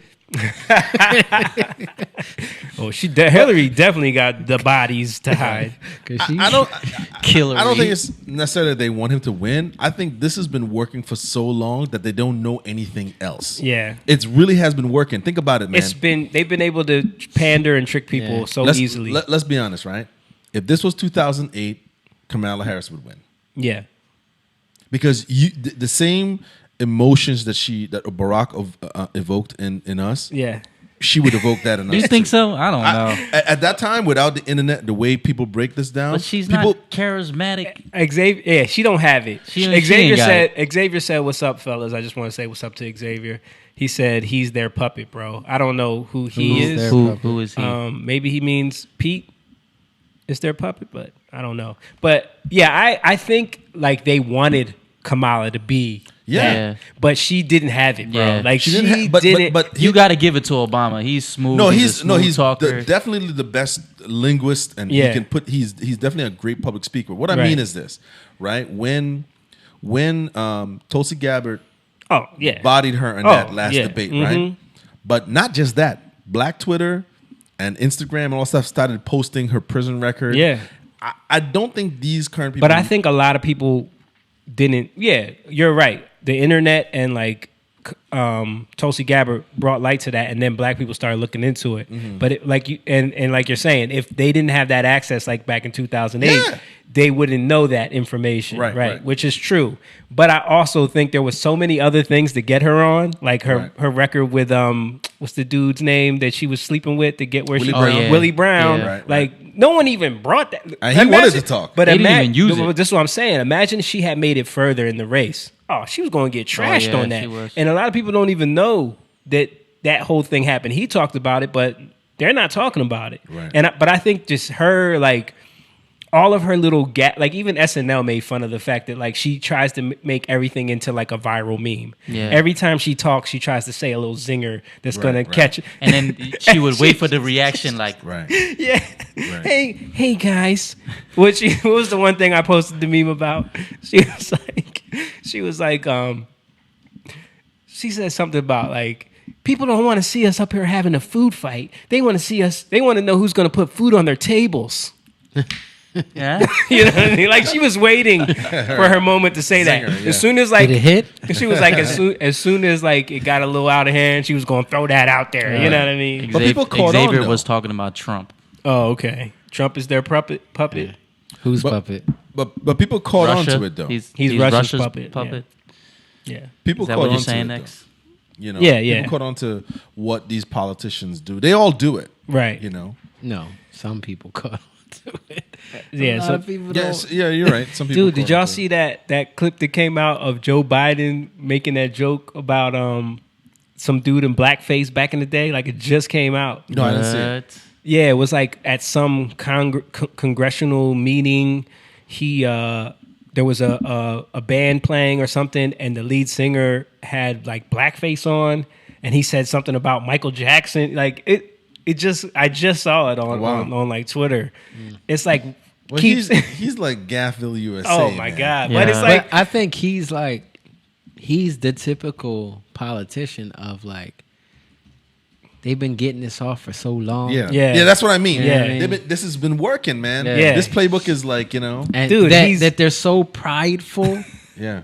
That it's just like I saw they're the one, so blind. Yeah, I saw the one where he's talking about. He's like, yeah, so go to the pool, and these black kids would run up to me, and they would touch my legs, and they would love to see my hair. We showed that one on here one time. Like what? It was the weirdest. If I was a public said back there, like, and then he said something about.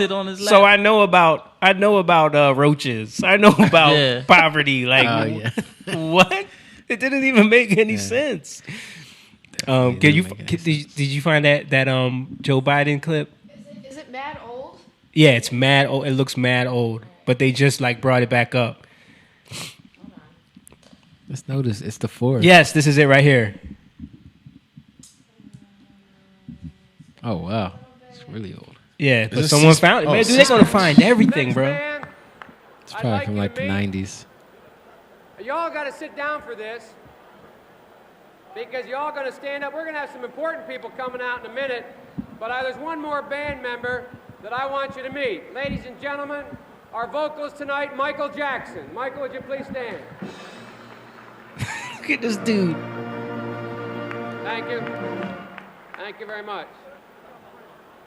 Soon to become Prince, as I was just pointed out to me. Ladies and gentlemen, my job is about over, which will please... Yeah, that's it. Jeez. What's that mean? Soon to become Prince. Because once he takes the blackface off, he'll be white again. Yeah. But Joe keeps getting caught out there, man. Like, this dude... But my point is that black people love him just because he's connected to Obama. Like, they have no idea what his record is. Right, it's just the SNL joke, right? Right, yeah, exactly. Oh, you Obama's granddaddy. You know what I mean? And that's a shame. Like, he'll get a pat. Like, the stuff you were talking about. Yeah. With the cockroaches. Right. You know, Yeah. It didn't make no sense. Right. Like, nobody's stupid. Yeah. But when they want to be stupid, they're gonna be stupid, right, and not see it. You know? Right. They'll make excuses for that, right. You know, but then any other thing that there's someone, if a Republican does anything that's like even Trump, right? But I'm saying any Republican, like it's just that's the team we hate. So if anyone does anything that's walking the line of racism, oh, that's a racist. You know what I mean? Right. Yeah, it's hilarious. How do we get on this politic thing? We're talking about Bloomberg's commercial. Oh yeah, that trash. We didn't even get to the halftime show. Yeah, that was next, the halftime show. But was there any other commercials? Because I didn't see anybody remember any good ones. Nah, there wasn't. It was the Dorito one was terrible to me. I really could care less. Wasn't there another like? Do you watch the Super Bowl? I did. Well, I was in and out. Okay. Wasn't there another woke one from some woman's line? Huh? I think there was another like kind of like secret. There probably was. Secret woke. Damn, I'm trying to think. But it was something that the commercial had nothing to do with their actual product. What? There was a commercial that didn't make it. Oh, the Colin Kaepernick one. Yeah, Peter I heard about commercial. that. So stupid. I sent it to y'all. Yeah, that was not even worth talking about. It's so dumb. Olay did a commercial that was pretty cringy. Olay. Yeah. I didn't see it. I didn't see that one either. Yeah, I can't. Rach don't want to play it. Oh, here we go. Yes. Already. Come on, guys. Because there's no women astronauts. Who wrote that? Are people really still asking that question? Operation Make Space for Women is Oh, ready yeah. for liftoff. Mission Control. Taraji P. Henson here. We have the opposite of a problem. There is so much space up here. Well, I could have told you that. When we make space for women, we make space for everyone. One tweet equals $1 to girls who code. What does this button do? Eject. So, All yeah. right. Make space for women and girls who code. Because that has to do with putting lotion on your face. First of all, does anybody see the hypocrisy of like the women space clothes is way more like fashionable and like sexy than just regular men boring space clothes. It's like women have to have sexy space clothes, and the inside of the spaceship was like pink lights. Hot pink. Yeah, it's like hot pink lights club. and like shit. Well, they gotta make it for them. But that's what I'm saying. But there's supposed to be no difference. Right. Space is an Ariana Grande music video. When women are astronauts, they do it with style. It's just. But what does that have to do with? What does that have to do with Olay though? Right. Well, they gotta spice it up, you know. Like you said, it's all about getting the sale. Yeah, You know it's what all I'm about saying? signaling to them. Oh, they care about us. Right. Yeah. I get it more for them. Well, secret too. Women is their base. Like men don't buy that shit. Right, You know what I mean? right, So, right. unless they're like, you know. Right. Except for it was Gillette. Oh yeah. What they That were Gillette doing with shit that was crazy. But the one chick in the commercial is that girl Lily Singh. Mm-hmm. And you guys seen any of her like tragic late night show? No, I haven't seen that. Didn't even know who I she was. seen a little bit of Oh, she took over for where Carson Daly was, right? Yes. Okay. Yeah. Right. And when I tell you, Studio audience is six people. Six people. All the jokes are and terrible. It is the worst piece of trash I've ever. I seen like 5 yeah. minutes of it. All she was talking about was how she's brown, and a woman, Yes. and there's no other brown people on late night. Yeah, that's all she talks about. Yeah, and all her jokes, trashing suck. men. Yeah, She was a YouTube person. Yeah, she still is. Oh, she still is. Okay. But so somehow the geniuses at what channel is that? CBS, NBC. They thought that bringing in someone who main audience on YouTube is probably 13 to 18-year-olds. Is going to translate into a 1 o'clock in the morning late night show on NBC. Right. And, it's been a disaster. We want to show how equal and transparent we are. You get 1 o'clock. Yeah. We like what you're doing. Right. But somebody's got to watch you at 1. Yeah. So if you guys ever look up the clips from that show, just to torture yourself a little bit. No, I've seen her stuff on YouTube. No, but you got to watch the show. Like, it's so bad, so bad. Somebody wasted money on Lily it. is saying late night cringe is a tag going on. That's a hashtag on Yeah, you can on find Twitter. that easily. Yeah, you can find plenty of clips about that. Well, I think YouTube, YouTube, you have a little more freedom when at least those type of famous type shows where you're like skit based, Right. But on a show, it's kind of harder to do. Exactly, and you can get away with that type of comedy for little kids. Right. Like I watch the stuff that my 5-year-old thinks is hilarious on YouTube. Like she watches like Guava Juice and like these stupid channels where they like, and she thinks it's so funny. And it's like all they're doing is acting like retards. And so like there's a different like the audience. It's a different audience. Right. Like we were talking about remember the girl Nicole Arbor. Mm-hmm. Oh. Did you look I into went that? and looked her up later. Who's Nicole Arbor? So Nicole, if you don't remember, Nicole Arbor was the girl who like blew up because she did some videos on Facebook. Maybe you can find some. Look up the fat one. She really went viral over this. The comedian girl.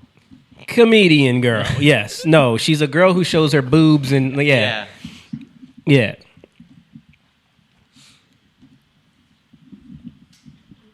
She just Are you talks gonna about tell the stuff. doctor that they're being mean and fat shaming you when they say you have fucking heart disease? I'm not talking about people who have a little bit of cushion for the push. Her. Right. So she does kind of like she does these little overlapping. She did kinda, these rants that she would quick edit on Facebook and YouTube, and they went viral. Probably because a lot of dudes were just staring at her. You know what I mean? Yeah. And she started building this huge following. But she really wanted to do like comedy and music. And when she tried to get into those lanes, it didn't translate. Because like doing those little quick edits where you rant and you say little crazy things and it's quirky and you're wearing crop top shit. Yeah, this is her music right here. Oh, this was she did a parody of Why we even trying? Don't deserve she did a parody of the dude Childish Gambino's video. We just want to be pretty, that's the goal. Yeah.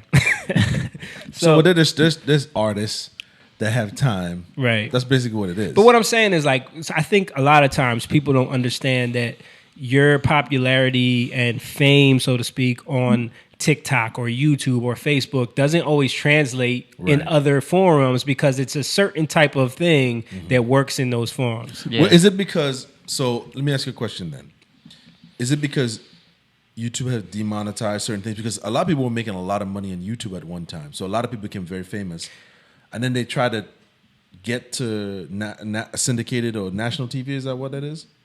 I think, honestly, I don't think it's because of that. Because someone like Lily Singh and someone like her aren't getting demonetized. Okay. I think it's more about their desire to not only be a YouTube star. Okay. So they want to be mainstream. I need to be a movie star. Okay. I need to be... They're looking at YouTube as just a platform. Yeah, YouTube is a way for me to get to J-Lo. Okay. So I can do the next Super Bowl performance. So I couldn't get on my own, but I created this platform. I'm bringing... It's like sort of a DJ. You're a DJ, but you bring people to the club. Right. So right, exactly. They're promising the networks that they're bringing an audience. Right. But it would be the example of like your DJ niche is so specific that you play like Colombian retro house, trip hop, gritty glitch music that only works in Brazil.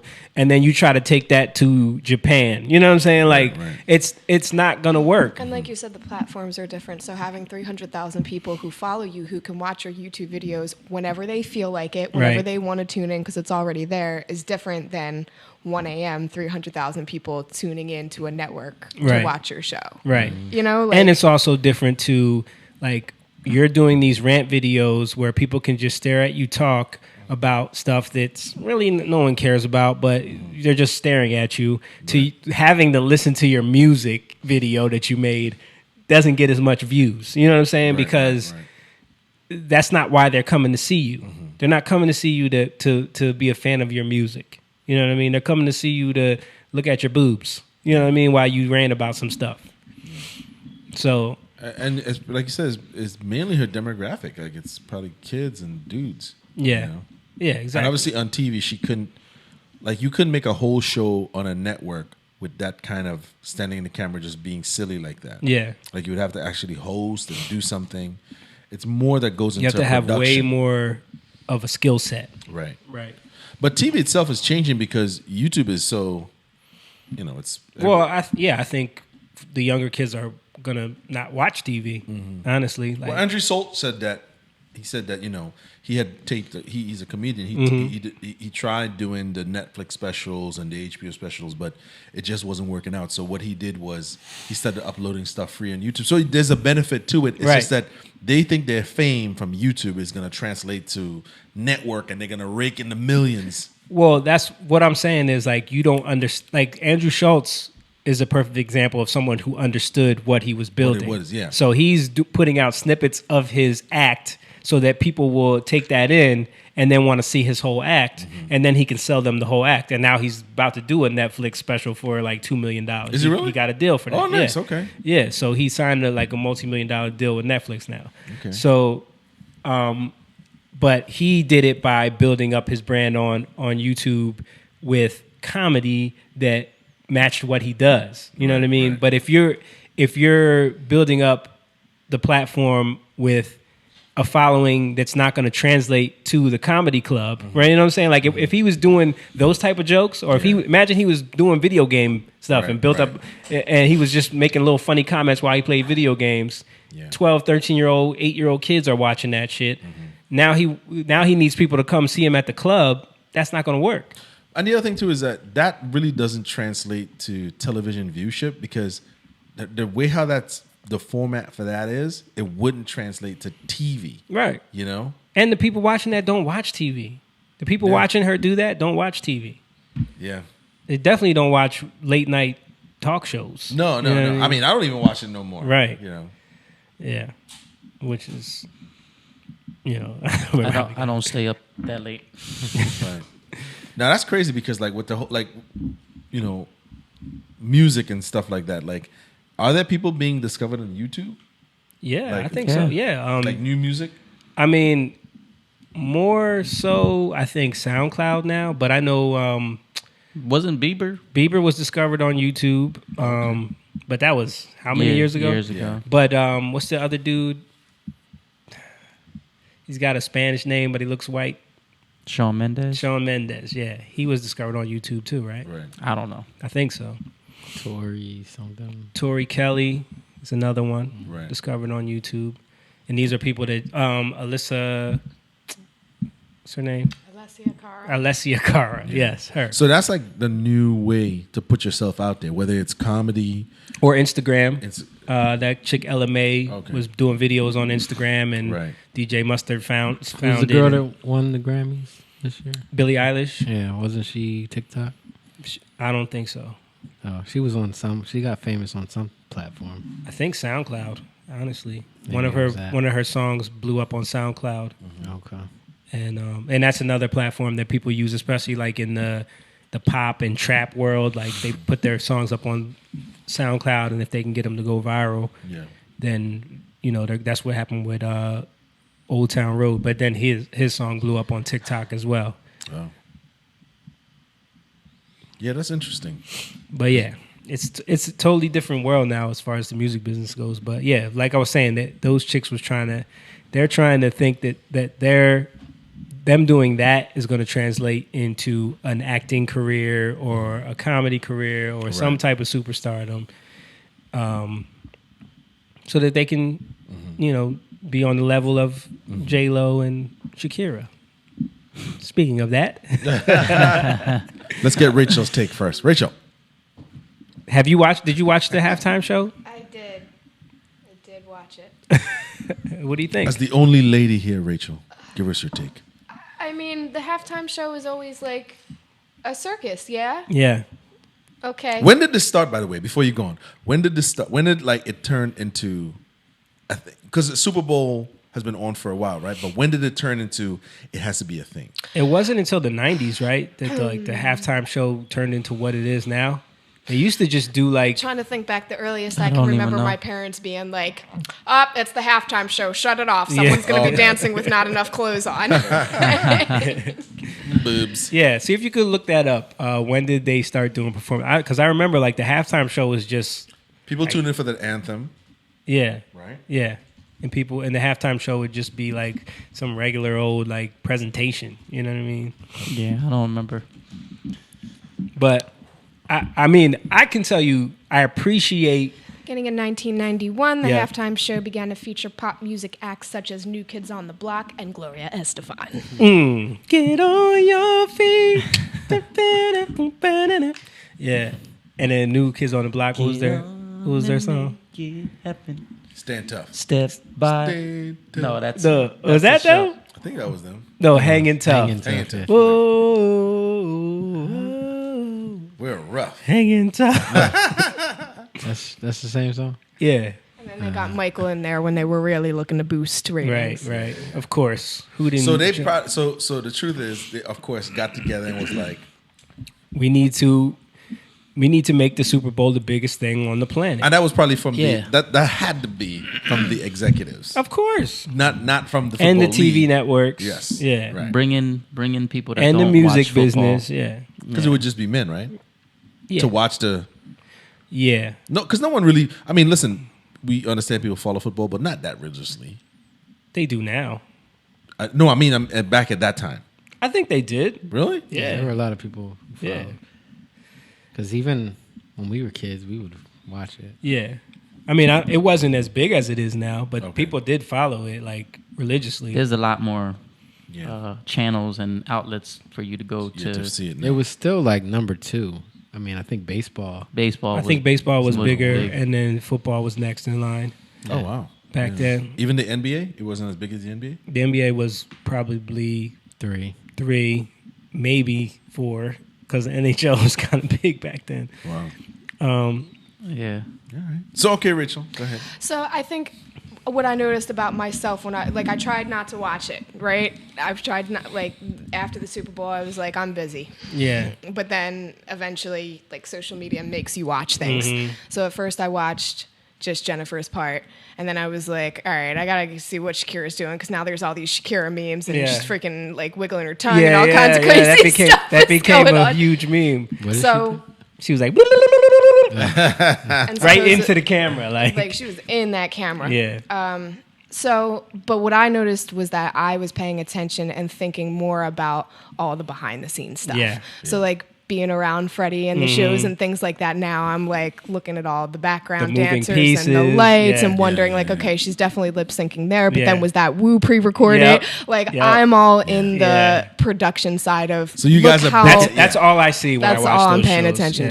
to. So. Yeah. Well, that's gonna be from a pure entertainment standpoint. It's gonna Yeah. be hard for you guys to really be. Yeah, I'm ruined. entertained. This was the first. I'm becoming ruined I mean, now. all of I y'all, can't. because No, you guys, absolutely. you guys do this for a living, Right. So I remember one time we were watching a show and he was telling me about that guy's not playing that, that's off, that's in, and in my mind I'm like, yo, this is pretty good, but I never thought this guy, and then of course the music, the guitar is playing, but his hand, you can't coordinate. Ain't that a? I thought the same thing. I think it was Shakira who had, or was it Shakira? No, she had one the of them. guitar. They had. She got up with the electric guitar, and I was Bro. Yeah. Come on now. I was talking and about there was trumpet players, I was dancers talking about and trumpet the horn players. section. The whole section. They were off. I Yo. was mad. But I'm like, if you're gonna fake guitar, at least move the chords. Yeah. She was literally just hand in one spot. You mean she was like Lil Wayne? Yeah. But the dancing was really good. The Hold dancing up. was good. How about her on the drums though? Yeah. Did y'all see that part too? Yeah. Right. It's like, come on, man. Yeah. No one, again, know your audience. Right. And that's not. Yeah, she's not known for that. That's No true. one, and none of her audience expects her to play drums. Yeah. Right. You're just trying to they But is expect that- you to move your hips around and do the tongue thing you did. And But let me ask you a question though. Do you think it's the artist, or do you think it's the producers who are like more, and then that one's gonna do this. And I think it's a combination of everyone. Definitely a combination. It's a combination because part of their ego wants to show how amazing they are. And give great. me the guitar. Yeah, exactly. Give me the drums. She wants to show. And I'm not going to even take it away. She probably did take some guitar lessons, and she probably did. She does play the guitar. I'm sure she does, and she probably did like learn the chords that she was supposed to play there. She wasn't playing that shit on that stage. Right. And well, you can't. So who said it? I think it was Janet Jackson said. No, was it Janet Jackson? Somebody famous said you can't sing and do all those moves. You're gonna flawlessly, yeah. And that's what.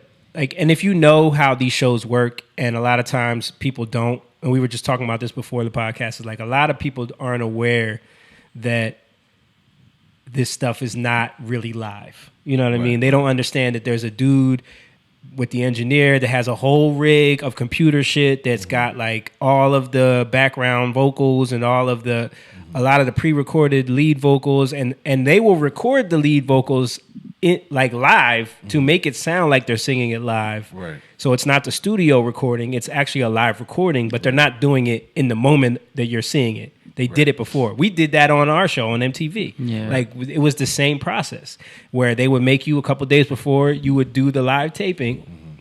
They would make you go in the studio and do the song. In case you sound like shit during the live broadcast, like it didn't broadcast live. It broadcast 2 days after we taped it.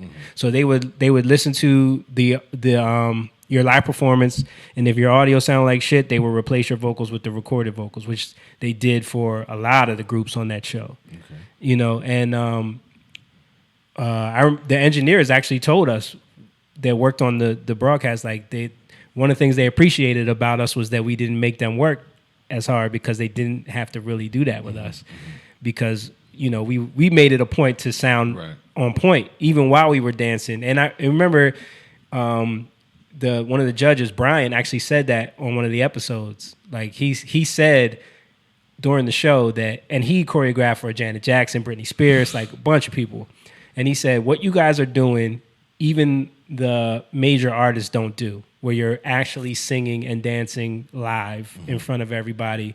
They don't do that. Right. You know what I mean? So he said, you know, that needs to be applauded, because it's not easy to do that stuff, especially like, and we weren't doing the type of choreography that was Cirque du Soleil. Yeah, like when I flipped it on to finally watch the Super Bowl, it was during the halftime show, and I just see J-Lo hanging from a stripper pole. And I was like, okay, we're going full on. All right, it's a party.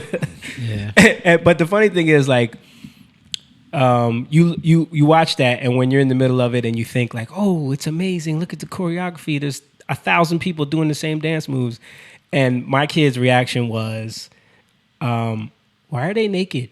Like that's literally what they said. That's the problem. Yeah, and to equate that with like, you know, Puerto Rico. Yeah. You know what I mean? Yeah. Like Hispanic, even just like the Hispanic culture. Dude, there's so many people what sucks. That tweeted about, if you watch that halftime show and you still are against immigration, then something about like they're trying to equate that with like why we need Latino immigrants. You know, like there was so many like. Hey Jose, can you shake your ass? Yeah, you'll get it. We need those booties in America. Yo, it was just. But and a lot of people were, of course, talking about their ages and how great they look. But to me, it's like, if you have that type of lifestyle and you're taking those hormones and them injections they get, and the health programs they're on and the physical trainers they got, you look like that too. The penis facials. Guarantee you. Peens. And a little joke we like to say, there's some baby eating going on amongst them too. Yeah, it was definitely very overly sexualized. And but it's in the grand scheme of like what people consider normal, it wasn't. It was just normal. Yeah. No, that's the sad part. I definitely felt uncomfortable watching it, like, especially with your kids. And not only that, and my kids weren't paying attention because they were playing. But then I did catch Layla like popping in, which I didn't like. But not only that, like I would watch people, you know, and I'm in the room with all Puerto Ricans. Yeah. You could tell that they were a little uncomfortable. So it's not that normal. Like when certain things, you know what I mean, would be very overt. It's like they know when she's sliding on the floor and touching her crotch right in front of the camera. Like I was like, whoa, they really going there. Like, and it's not that it's just like, oh, okay. How does that just turn on by itself? That's 2 weeks in a row, Jay. That's 2 weeks, bro. No, that was me the other time. Right? It's not like it's just that dancing offends me. You know what I mean? It's like why do we need all that? Like why does that need to? And it's like I seen some stuff going around with people being like, oh, it's not family friendly. No, you need to be able to accept culture. You need to be able to accept culture. Like stripper pole is not part of really anyone's culture. You know what I'm saying? That's not what makes any ethnicity or tribe of people. The stripper pole is on the stage because she did Hustlers this year. Right. And that's promoting that. She looked really good in that, and there were awards, and that's all tied into who she is. I swore they were going to bring Cardi B out. I swore. Right, that would have made perfect sense. Yeah, right? but I'm surprised they didn't. Because they did the song. Shakira did the song, yeah. Oh, okay, yeah. Well, no, she wouldn't because she has to shine. And J-Lo is an egomaniac. So she's 51, 52, and she wants all the credit. I look good. She has an ego. So Shaniqua said, like when J-Lo slid down the pole and spread her legs wide open, I was like, that's a bit much for prime time. Yeah. There was a lot of those moments. I don't even think. I think I got up and went to the bathroom or something because I don't remember that part. Yeah, she definitely did that. But, and then she like slid on the floor. Yeah, she and her legs were like her crotch was in the camera, and she like grabbed her like it was crazy. I just remember one of the rappers that I don't know. Yo, can we talk about the dude with the shiny suit? Yeah. Did y'all see this guy? Yeah. That was Ali G, man. What the hell was he wearing? That was Bad Bunny? Is that? I don't know who that was. That was. I don't know. I was like, yo, you taking Puffy to the next level. Like that took me back to Bad Boys times 1,000. Yeah, that ain't Latino culture. They were both dancing on him. And it was just, I don't know. To me. That was weird to me too. Like grinding on some dude. Yeah. And both of them were married too. It's just like. It's well, you know, they're selling an image, you know.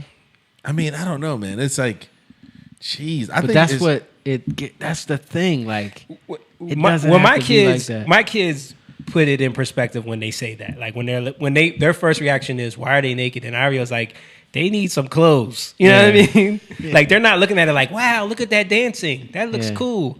They're like, people, why are they naked on TV? You know what I'm saying? Like to them, it was like, and there was some cool dancing in it. Like, there was a lot of cool. First of all, I can appreciate the production value. I can appreciate, like Rachel was saying, like when I watch that stuff, I'm thinking about all of the people that built that lighting rig, all of the people that coordinate. All of that stuff is time stamped to the millisecond of when it's supposed to come on, when it's supposed to come off. The audio is synced with everything. Like their mics are synced with when the mic goes live, when it turns off, because they need to know when they can say the "come on everybody," and then it goes back to lip singing. You know what I mean? Like they have all of that mapped out. There's one moment. I don't know, maybe we could find it. There's one moment where Shakira's mic was still on and she's crowd surfing and you hear her actually sing and it just like reveals, you know what I mean, so much. Right. But well, that's what it is. I think the production value and the choreography, that is amazing. That's what people fall in love with. They're like, look at all the lights. And if you're going to put 100 dancers on stage, it's going to look dope. You know what I mean? Like, and they're all wearing the same outfits, and everything is coordinated. That was cool. Like they kept changing the dancers. Yeah, it was like pretty fast because it was like, you know. Think about how much rehearsal goes into the preparation. Like you gotta give it to them for that. Like the work that goes into that. Yeah. But what we're criticizing, I think, is the idea that a show needs to be that. You know what I mean? Like not. But even if it was, what it is, for me, it's the production is good. Yeah. The talent, the dancing is good, but the sexualization that's what I mean. Unnecessary. That's what I mean. You know what I mean? Like why? Like she don't have to spread her legs and she don't have to do that. Like the thing where she brought her daughter out, that was cool. Yeah. You know, keep it like that. You know, keep but it like. But you kind of do have to do that when the songs have no. There's nothing else to offer. No, you know what I mean. But people love these songs, so I think if they just did them, it would have been just like with the choreography, with cool dancing, and with clothes on. You know what I mean? And take out the grinding and she the. She wants to show her body. Yeah, and that's what it is. That's what it is. She worked hard for that, and she wants to show off that she's 50 years old and looks like that. Yeah, I look good. Yeah. And women get jealous when they watch it because I seen a lot of tweets about that. Yeah. Somebody said something about J-Lo. Somebody said J-Lo and Shakira. It was some young person was like, J-Lo and Shakira's music is before my time, but they both look younger than me. Yeah, you get millions of dollars, a chef, personal trainer, plastic surgeon. Sure, penis facials. Penis facials. That's the only time girls like uncircumcised. Yeah, right. When it's in the crane form. How old is Shakira? 42. She's 42? Yeah. Wow, she's a lot older than PK. How old is he? I think he's 33. For real? Yeah. Wow. Who's that? Her husband? Yeah. He's a Barcelona player. Oh. Soccer player. So even all the success she has, he's way richer than her. Wow. I don't know who that is. I think so. Playing for Barcelona? Yeah, it's possible. And didn't he play for Spain too? Yeah. Yeah, he's definitely. Them soccer players get paid money. Can't find it. There's just so much going on here. I'm trying. I think it's during when they sang together. Oh no, wait. No, and even I that, don't know. I can't remember. Even that is phony. Even that is phony because like she falls in the crowd. Listen, if that was a real crowd, she would have been come out of there naked. Right? You know, there's been some cop and feels going. That's on. what I'm saying. It's like everything is phony. It's Yeah. like you're not really crowd surfing. Yeah, but I feel like that's what they've turned it into. Yeah, you you're know? adding in elements. Yeah, you're not really. It's just hilarious that people think. You know that what they're it is? actually It's like you want to go out drinking and you want to drink. I want to hit the bar, but when you get there, you're like, give me that Smirnoff. Right. You know what I mean? Right, you want the light stuff. You don't. Yeah. You know, isn't because crowd surfing was the rockers, Mhm. the real rock gods, and they Mhm. would jump in the crowd. They would get beat up. Yeah. That was what it was. And she's like, so I'm gonna fall. You guys just move me around. Yeah, Don't right. touch anything. Yeah. Put me back on stage. It's like you're faking it. Yeah. I was amazed because they do that all in the middle of the field, right? Yeah. Yeah. They got to break that up. How? Break that down, set that up that quick. Wait, is it live though? It is live. No, it's not live. It's not live, right? It's not live. No. I thought it was live. Halftime? Halftime It's show is live. Yeah. Is it live? It's live, It bro. happens live? It happens at halftime. No, but I'm saying like maybe they film it another time and air it during halftime. No, it happens at halftime. Oh. Wow. Because doesn't they have the audience comes out on the grass too, don't they?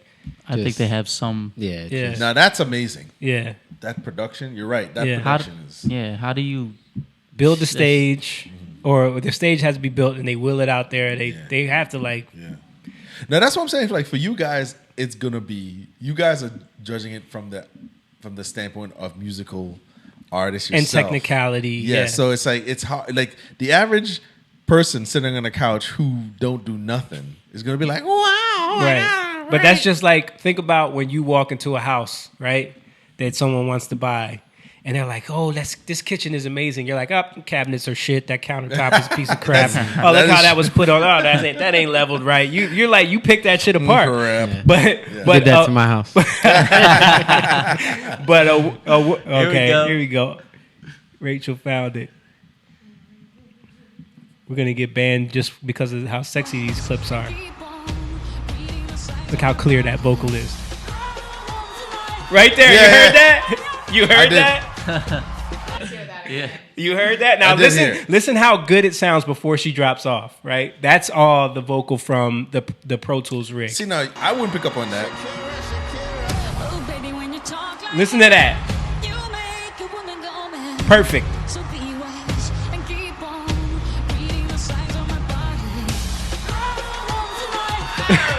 Oh, man. But see, now that's where she wasn't supposed to talk. She wasn't supposed to sing there. She's supposed to just say some shit and fall into the crowd. And because she says more shit as they carry around. You see what I'm saying? And then she tries to sing again. She wasn't supposed to sing that. So you so clearly the little chanting. Yeah, right. So they have that sequence. They have all of that timed out with the overdub vocals that are already there. That when they broadcast it, because when they broadcast it, they don't want her singing because she's probably really singing on the stage, right? Right. But the mic is not. You're not hearing the mic. Oh, okay. The mic is being muted while you hear the pre-recorded vocal, and then in that moment where they know she's going to talk, this is all pre-rehearsed. They know they have a timestamp. She's going to talk or she's going to chant. She's going to say Miami during this spot. So they let the mic go live. You hear the mic go live. But then she sings something and it's like, oh, boy. But that's not her. That's the engineer then. No, but I'm saying that's what she really sounds like, though. What I'm saying is like you're not, most of the time when you're watching these shows, you're not really hearing them sing. Okay. You're hearing them. And then people say, oh, it must be live because she just talked right there.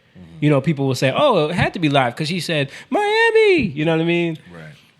But no, that they have that all mapped out ahead of time. They know she's going to talk there. They know to make the mic go live there because she's going to talk. But you can clearly hear the difference, how the vocal sounds so perfect right before that. And then as soon as she goes to that part, it's like, what was that? You know what I mean? But most people don't catch that. Yeah, no, I wouldn't have picked up on that. Yeah. But I just thought it was funny because I heard that right away. I was like, oh, there she goes. Oopsies. La la no la no la. No la no la no la.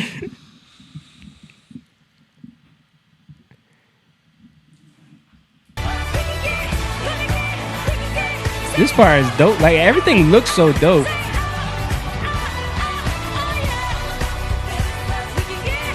That's the part I was talking about right there.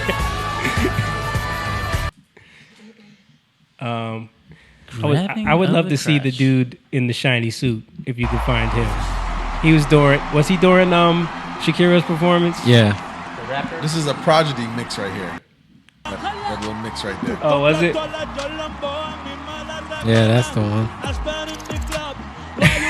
What is this dude wearing? It's Ali G, man. I'll get you that for your birthday, my brother. See, if you had been wearing that at the club, could have got you one of them Venezuelan girls from back in the day.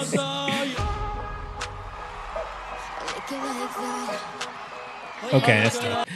So the funny thing about, I was thinking about this too, like people talking about the immigration thing. It's like people aren't immigrating here from Colombia or Puerto Rico. Puerto Rico's already like a territory. You know what I mean? Like, so stop. What are you talking about? Well, there are people from Colombia, but they're not.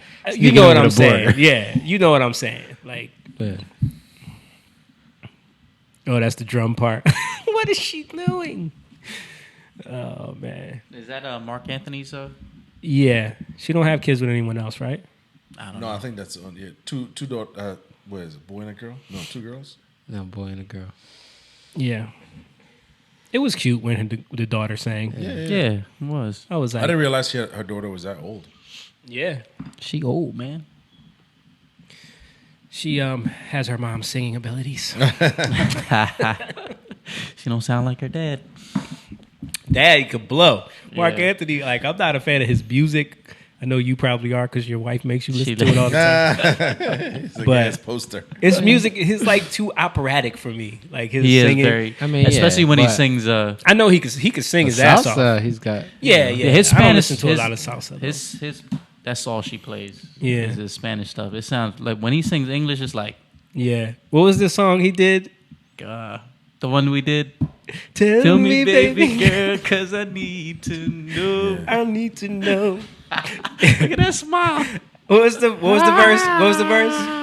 Wait, your wife speaks Spanish? No. But she grew up Puerto Rican. She eats rice and beans, so that means she got to listen to salsa music.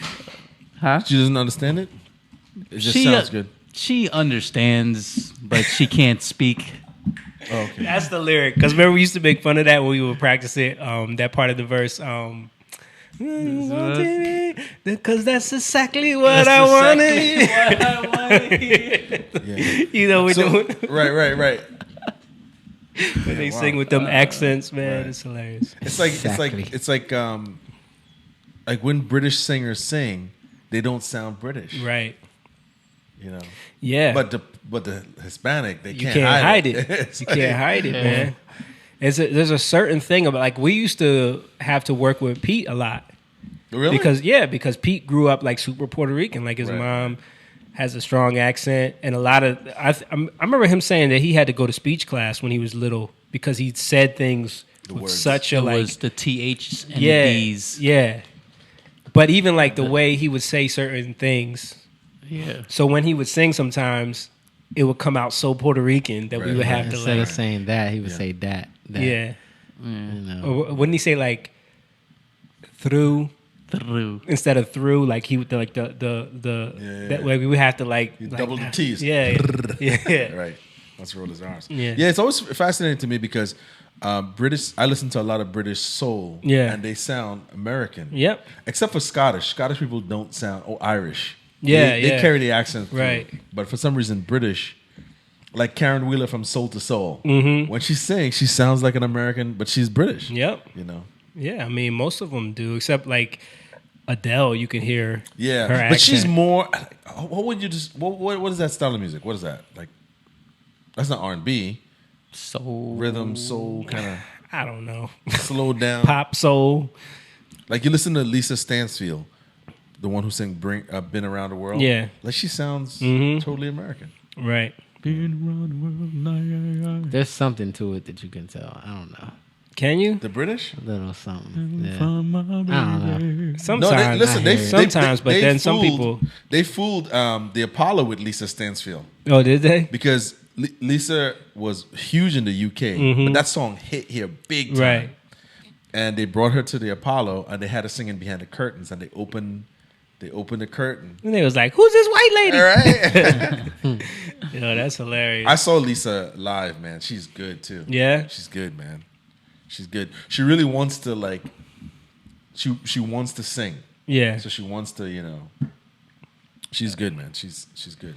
They have, I don't know, like, for some reason, British, so, like, for me, I mean, I don't understand Spanish, but the Latino stuff, like I was saying, Shaniqua, like with salsa, it sounds the same to me, like the music, you know? Yeah, I mean, I think when you don't grow, again, it's like one of those things, you don't grow up with it, but because someone could say the same thing about, you know, calypso. It does. I mean? Yeah. I would admit that 100%. Yeah, right. But people don't like to admit that. They're like, yeah, it kind of all sounds the same. Yeah, reggae sounds the same. Yeah, I mean, reggae, reggaeton. Yeah, I think it's, I don't know, what would you call it? Like, culturally, there's something you call that, but because it's like, it's not, it's a genre, but it's like a cultural thing. It's like reggaeton. Yeah, you know what I mean? Reggaeton. Absolutely. Yeah. And it's, say something. I've been in 20-minute lifts where like they're playing that station and it's just for 20 minutes like that. Never stops. With the DJ and like the going, and I'm like, is this a form of soft torture? Right. like, of course, every song is not the same. It's not exactly the same, but it's very reggaeton, similar. but I'll give you that one. But with salsa, with soca music, reggae, like it's definitely not the same, but you can't go too far out the box, because then it's not what it is. But calypso from what I grew up with it was more poetry. Bro, your dad was playing this record the other day that we were listening to. That was about, he was telling the woman, even if you go to the Obia man, I'm not gonna marry you. Yeah, that's. Did you ever hear that record? Mighty Sparrow. Yo, that song was hilarious. He was talking about you need to brush your teeth and bathe and like. What? Yo, because the calypso was always, the original calypso was like a story. It was telling it like the original salsa was, or like the traditional music from those people are always like story based. And then a lot of times they have to do with witchcraft for some reason. Well, it's mixed in with local colloquialism. Slash, all of it is, you know.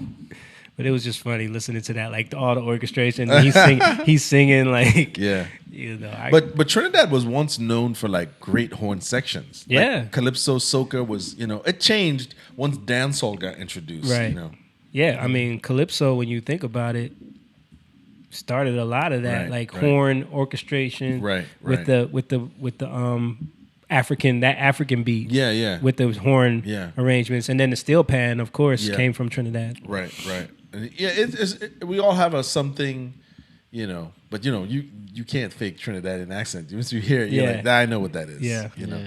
But reggaeton took off because of dance hall. Right. And it just it's got labeled. It's like a subset of that like Puerto Ricans started making their own version of dance hall. Was it Puerto Rico or Colombia? Who just Puerto Rico? Reggaeton comes from Puerto Rico, technically, right?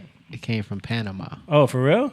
Panama. Wow. Because there's a lot of black people in Panama. Yeah, there's a lot. Right. Because there's a lot of Trinidadians, Jamaicans went there to build a canal. So of course there's certain parts of Panama that's like it looks like the islands. Yeah. But it definitely took off in Puerto Rico. Yeah. What's that guy? Daddy Yankee.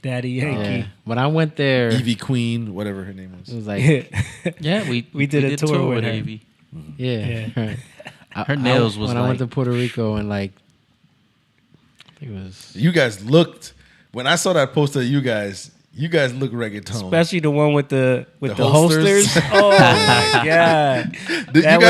You guys look like you belong in Expendables this summer. Look up the Love Changes Things. Oh, please, cover. you got to see that this summer. No, when I went in 2001, I think, or 2000 to Puerto Rico. Yeah, that was when like it was really getting popular. And Daddy Yankee. Yeah, those guys. Yeah. Daddy Yankee really blew it up in the States. For like New York, Puerto Ricans, especially there.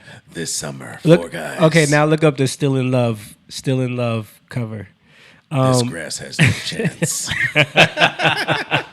They're here to win back the crap out of this. You know what's funny? You know what's so funny? I'm gonna tell you a little story about that, about those holsters. So we didn't want to wear them damn holsters. First of all. Y'all took that down way too quick, Rachel. Dave, leave it up there. She's looking for the other one. There's another picture, another cover we used with that same photo shoot. It should be Still in Love.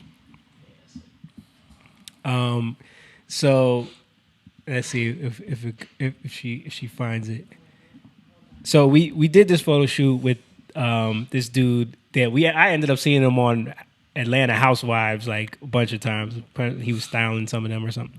But he was a stylist from Atlanta, and Dave, brought him in. For trying to do big things. You got to work with big. But it's free though. Right? So yeah, there we go. So,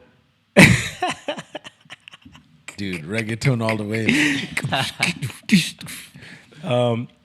Yeah, but so he was selling us on these holsters. What is she looking at? That face. Put it up.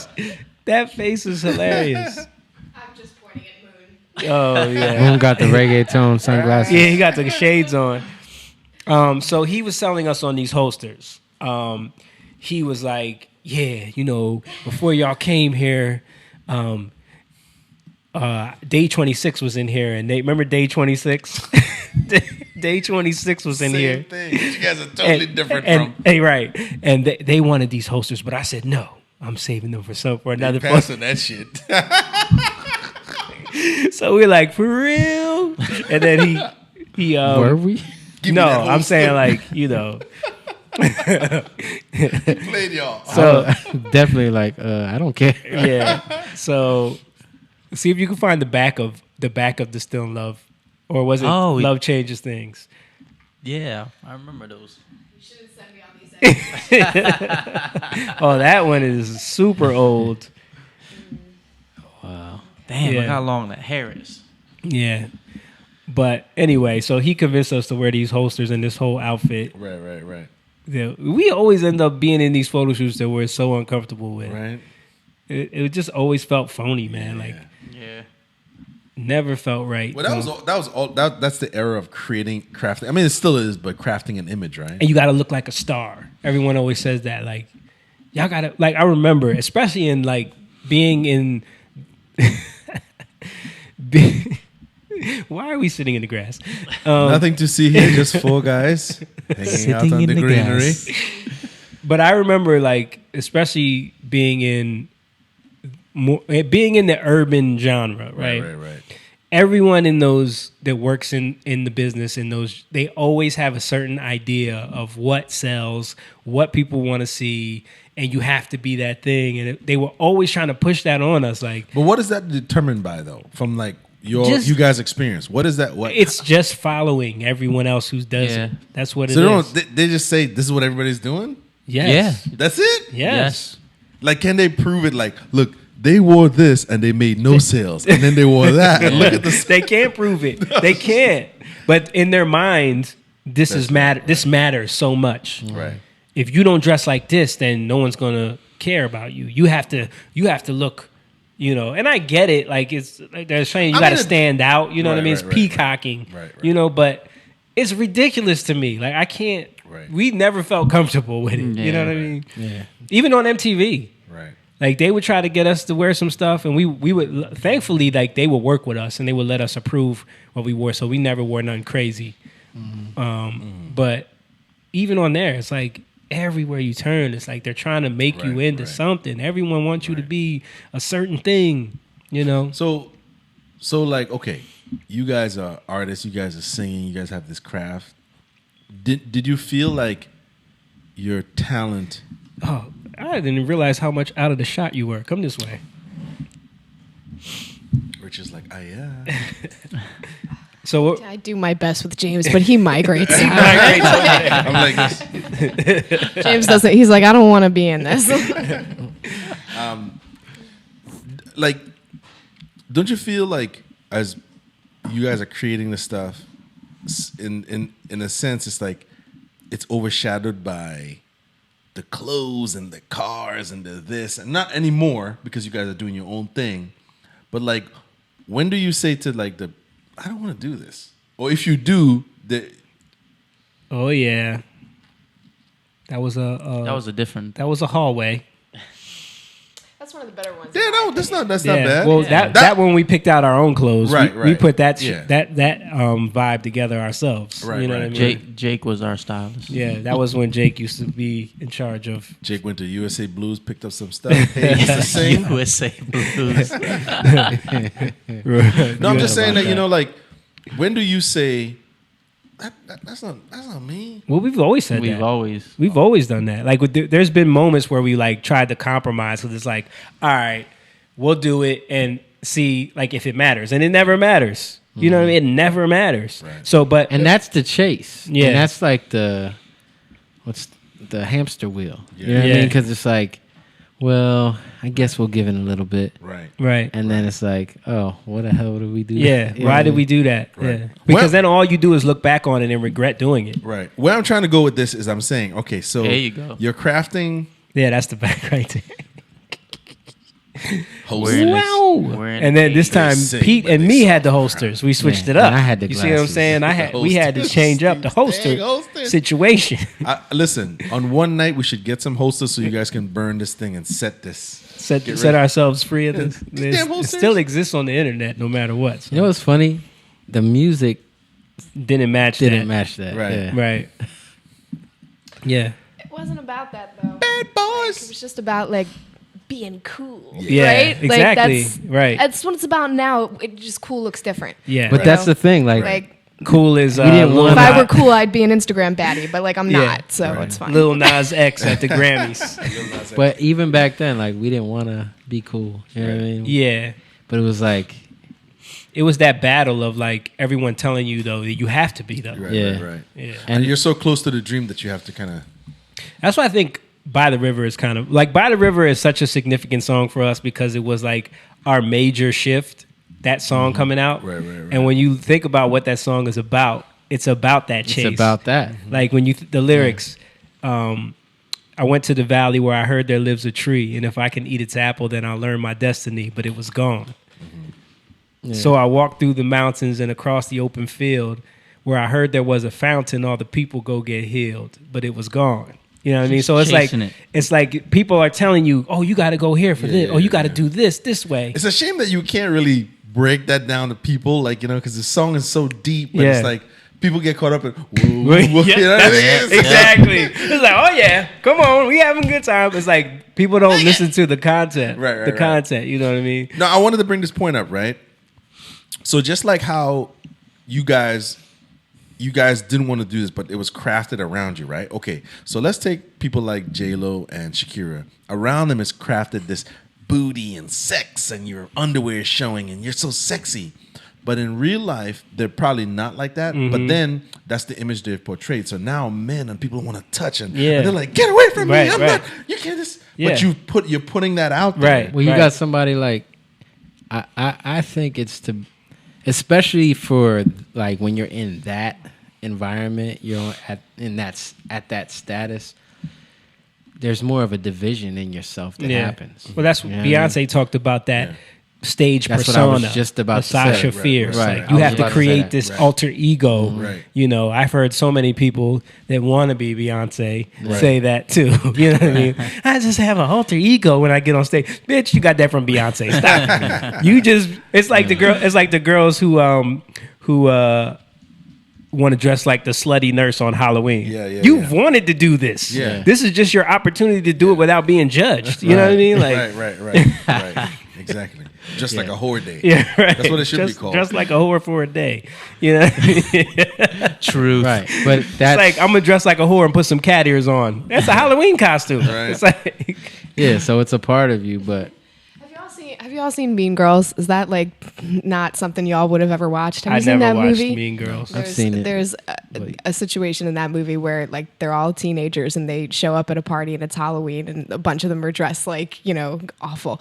But the one girl has on like a negligee and like ears and her friend's like, "What are you supposed to be?" And she's like, "I'm a mouse." Duh.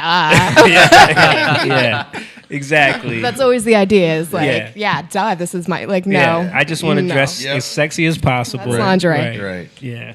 But that's what I'm saying. No, I think like that's what a lot of people don't understand is that you've crafted this, or this image, this thing has been crafted around you, and then you get flung onto the public, and the public see you as that. And not only that, it's crafted around you, and it's pushed and motivated by a machine that's so much bigger than what you even understand you're being used for. Someone did a great video that I saw on YouTube, but just coming across it one day about how J-Lo was completely a tool for Tommy Mottola to squash Mariah Carey because she was like his next thing after they got divorced and she wanted to split from Sony. Remember that? They had to give her that big contract to let her split from Sony. So he said, "All right, I'm gonna fix you." So what he started doing was every song that Mariah Carey would try to put out, if it had a sample in it, he would get it cleared first and give it to J-Lo, and then J-Lo would come out with a song with that sample in it. But he probably didn't tell her. No, she wasn't under. She didn't work with him anymore. Oh, okay. This was just his way of squashing her career. And even jumped on that whole bandwagon of like Mariah started like she got into that urban scene with all of the rappers and her look changed and the sound changed and he was like he totally pushed J-Lo in front of all of that. Let's do this. Yep, exactly. That's where the Ja Rule collabos came from. That's where all the Murder Inc. stuff came from. And a lot of the time, and the person that did this video like broke it down. A lot of times, and I didn't even notice because I wasn't paying attention. It's not even J-Lo's vocals on those records. Like it's the demo singer, you know what I mean, or Ashanti's singing on "I'm Real," you know what I mean. But you don't realize it. They're listed as background. Most of the choruses, especially the choruses, are usually. But there's some songs where even the lead vocal is not her. Wow. You know what I mean? And they never tell you that. Oh, you're looking it up? Oh, okay. Something happened. What did we lose?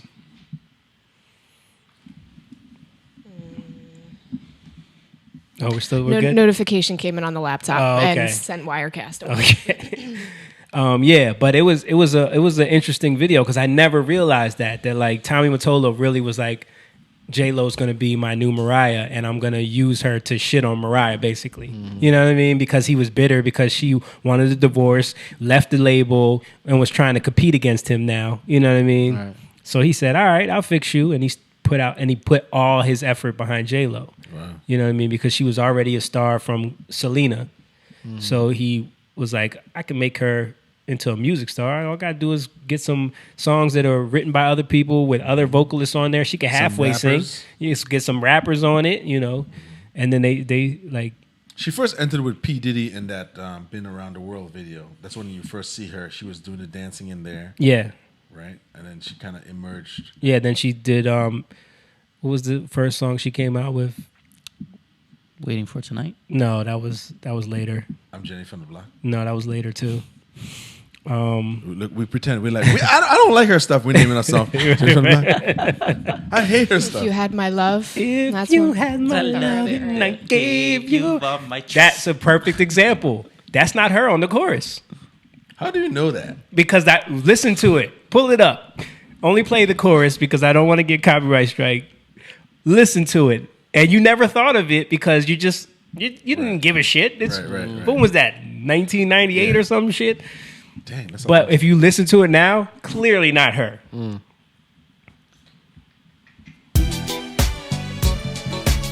Oh, the production. Clearly not her. Yeah. Clearly not her. Yeah. You see what I'm saying? I mean, it doesn't sound good. But yeah. But it's not even her. No. So imagine how she sounded. That they said, we're just gonna use the demo voice. You know what I mean? Like, so like a studio. That's a studio musician, studio singer. So usually, what will happen is if they have a song that, like maybe they have a team of writers, or maybe they have a writer, and the writer sometimes is a singer also. Mm-hmm. So they'll demo the song and then they'll shop it around to big stars to cover. Like if you think about Rihanna, right? Mm-hmm. So she does "Shine Bright Like a Diamond," right? Mm-hmm. You're like, oh, Rihanna killed that. That song was written by Sia, and it was originally recorded by Sia, but they shopped it around to Rihanna to do it. Hear it, and when you hear it, you're like, oh, she just singing Sia. Right. You know, that happened with Lizzo recently. Yeah, well, with the British singer she copied or whatever. Yeah, and also I think she got sued by CeCe Peniston too for the She You're right. Wow. She getting sued by. Yeah. Dang, you're right. But that's straight up taken from her record. You know what I mean? But yeah, so that's what will happen a lot of times is they'll have a demo singer, or maybe it was recorded for someone else, another artist. Maybe another artist recorded it, and then this person wants the song, so then they'll take it. And and it happens a lot where you don't realize, like if the artist doesn't sound that good on it, they'll leave the demo singer's vocals on there. This is the thing though. It's like it's hard for the public. We can't pick up on that. Yeah. Like you just said that. Yeah. I know CeCe Peniston. I didn't even pick up on that. Like that's crazy. Yeah. Like you said it and it immediately it triggered for you, right? Yeah. But you didn't think about it in the moment. Wow. Right. Because that's how crazy it is. It's like blurred And lines. a lot of times you like the stuff because it's already. You don't even realize how subliminal it is. Yeah. They're Like how many times do we be like, "Yo, that's exactly this song," or you hear chords, that's exactly from, right. Like because we know we. Right. That's why you'll hear us write a song and then we'll throw another song in there that it reminds us of, and we'll sing a little bit of that. Just so it's because. like familiarity for like the producers know it's familiar. Exactly. Yeah. If you can put a little piece of something that was a huge hit from the past, immediately people like it and they don't know why. Well, that happens to me because I listen to a lot of old school funk and R&B and like disco stuff. Yeah. And I hear it. I like even small tidbits of certain things. Yeah. I'm like that's from and that this. makes you like the song though. Yeah. You know what I mean? Yeah. And that's a tactic that's used a lot of times. Man, these people are like they figured this thing man. out. It's wizardry. They figured this out, you know. It's wizards. Master we wizards. have no problem exposing that shit. Like that's what a lot of the music business is about. That it's about, tricking people into liking music, basically. Right. You know and it's the same thing over and over again. Mm-hmm. But at the same time, it's using the so-called artists because a lot of times, like J-Lo. J-Lo doesn't know that Tommy Mottola is just using her because he's bitter with Mariah. You know what I mean? Maybe she does, but and I will say, like, at first they're like, oh, because don't get me wrong, like J-Lo, people, J-Lo can't sing. No, she could sing. Yeah, she might not have been able to sing all that good at first, but little by little, and she's not. She's never been the greatest singer, right? Yeah, but how many is Britney Spears a great singer? Right. You know what I mean? Right. That has never been a factor on who's the biggest star. Is Taylor Swift a great singer? Have you ever heard Taylor Swift belt out a freaking national anthem? She'll never do that shit. You know what I mean? Yeah. The first time I saw, like, to me, when I was like, wow, this is apparent, like, was when the movie Dreamgirls with Beyonce and Jennifer Hudson. Yeah. And you can definitely see, like, not just in terms of the vocal range, but the acting and all the stuff. It was like, wow. Like, right. Yeah, she got outshined. I mean, now Beyonce could actually really sing, though. She could sing. She can blow. A little extra sometimes for me, but she screams a lot. Right. Yeah, and it's a little like, I don't know, a lot of riffing and stuff. But that's a taste thing. You know, a lot of people like that. Right. But she can actually really sing. You know, but even her, she's been caught using. Right. What they have to with all the dancing and stuff, right? I'm talking about she got caught singing "God Bless America" or the national anthem or something, right? Wasn't there like a big? This is when it first, like, she was just standing there singing, and even that she didn't want to actually sing because she wanted it to be perfect. Yeah. You know what I mean? It was like Obama's inauguration. Something Is that the controversial probably one? Blacks supporting but it was Obama. definitely on that where she came out saying she didn't want. Like, oh, we're artists, we singing stuff all the time, right? And because it's live, you don't want it to be messed up. Yeah. Oh, JB. What? I'm saying if I had to put money down on what it was probably some Obama shit. If she's singing "God Bless America" at the White House, right. You know what I'm saying? Can't mess. But there's a lot of pressure on that too. It definitely was no Can't Trump mess stuff. You can. I get it. Like, it's gonna be played over and over and over again, but show some vulnerability. Right. But I'm saying, is that vulnerable? Vulnerability. Yeah. Like, I think people underestimate how much people value realness and truth. But then there's the other part where, let's say she did it and she messed up. Now she's roasted forever. But if she owns that, the people that love her, that truly love her, like, you're holding on to the people that want to hate on you anyway. Or you're looking for new fans. You're constantly looking for new fans. I mean, but it becomes something that it's like everybody's afraid to make a mistake. Yeah. Not just them. Like, you create this judgment on a higher level that trickles down. Now, anyone on any level can't make any mistakes. Right. Yeah. So then it's like, deep down inside, people want to see people make mistakes. Right. Because then it takes away that. Well, it's kind of like what Ari said. I want to bury gods. You know what I mean? Oh, yeah, Ari yeah, Shaffir, yeah. you know, yeah. he's like, he wants to bury gods. I want to destroy him. So her note on it was the inauguration, and then in a press conference before that Super Bowl where she was going to perform, they were like, hey, so about that lip syncing. And she said, I'm a perfectionist. One thing about me is that I practice until my feet bleed and did not have time to rehearse with an orchestra. It was a live television show and a very, very important emotional show for me and one of my proudest moments. And due to the weather, due to the delay, due to no proper sound check, I did not feel comfortable taking the risk. It was about the president and the inauguration. I wanted to make him and my country proud, so I decided to sing along with my pre-recorded track, which is very common in the music industry. And I am very proud of my performance. And then I will absolutely be singing live about the Super Bowl. This is what I was born to do. It's what I was born for. And then apparently in that press room, belted out the national anthem and then said to the reporters, any questions? Yeah. Pride. But I mean, I can understand what she's saying. That sounds like a whole bunch of excuses. To me, because it's pre-recorded. It's you had time to pre-record it, but you ain't have time to pre-recorded go over a live version of the song that you didn't want to do live because you didn't have time to rehearse with the orchestra that was also pre-recorded. Yeah. Like, that's the first black president. Can't mess that up. Like, nah. You can't mess I'm that just up, saying, brother. like, and I get it. What she's saying is like, people do that all the time. Yes, they do, but that's not a reason to do it. You're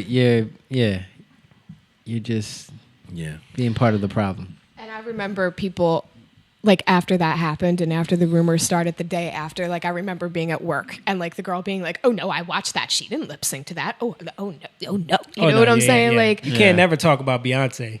So, but, like, and then 3 days later, she's telling you guys, no, I was pre-recorded. Yeah. Like, right. Well, at least she was honest there. Like, she didn't fake it. Well, because it was obvious. If you see she it, got caught. If you see it, it was completely obvious. She tried to fake it. She tried to get away with it at first. She tried to get away with that. But so much singers, that's what kills me though, because like when you're like, again, you guys have insight that the average person don't see. So you can judge it from a standpoint that most people really can't. Mm-hmm. We don't know. To us, when we see a guy up there with a guitar, we're like, he's playing that. Right. You know, so it's very, I mean, I'm not that naive now, but you so want to be entertained and you want to believe that this person really sounds that way. That's the problem. You want to be entertained. Yeah. But isn't that why you go? Are you not entertained? You're not like, I mean, I don't. Is he really playing that? Bing! That's the difference. Like, music, in my opinion, music is supposed to be for worship, for flowing out of your heart, what's in your heart. Mm-hmm. You know what I mean? It's something pure, and it's definitely not pure when it's like that, you know? Yeah. And well, the machine is behind that too. Right. Like a publicist, a producer. It's a whole industry. Right. It's a $1 billion industry. But it doesn't have to be like that. Right. It can change. Right. For me, I would say when I started really discovering music in the early 2000s, like more bands and like musicians, I was more interested in the musicians and the instrumentation. That's what you and your dad and I used to talk about. Like how is he doing that? Like, you know, because the singing part didn't fascinate me. Right. It was how are these guys? What I really was fascinated with was like, how does the bassist and the drummer and the guitar player and how do they all have that timing? It's with practice, man. You know, like there's no magic behind it. It's just work and practice and like and working on your craft and learning the guys that you play with. It's like any other team. Right. You know what I mean? And even that can become a pride.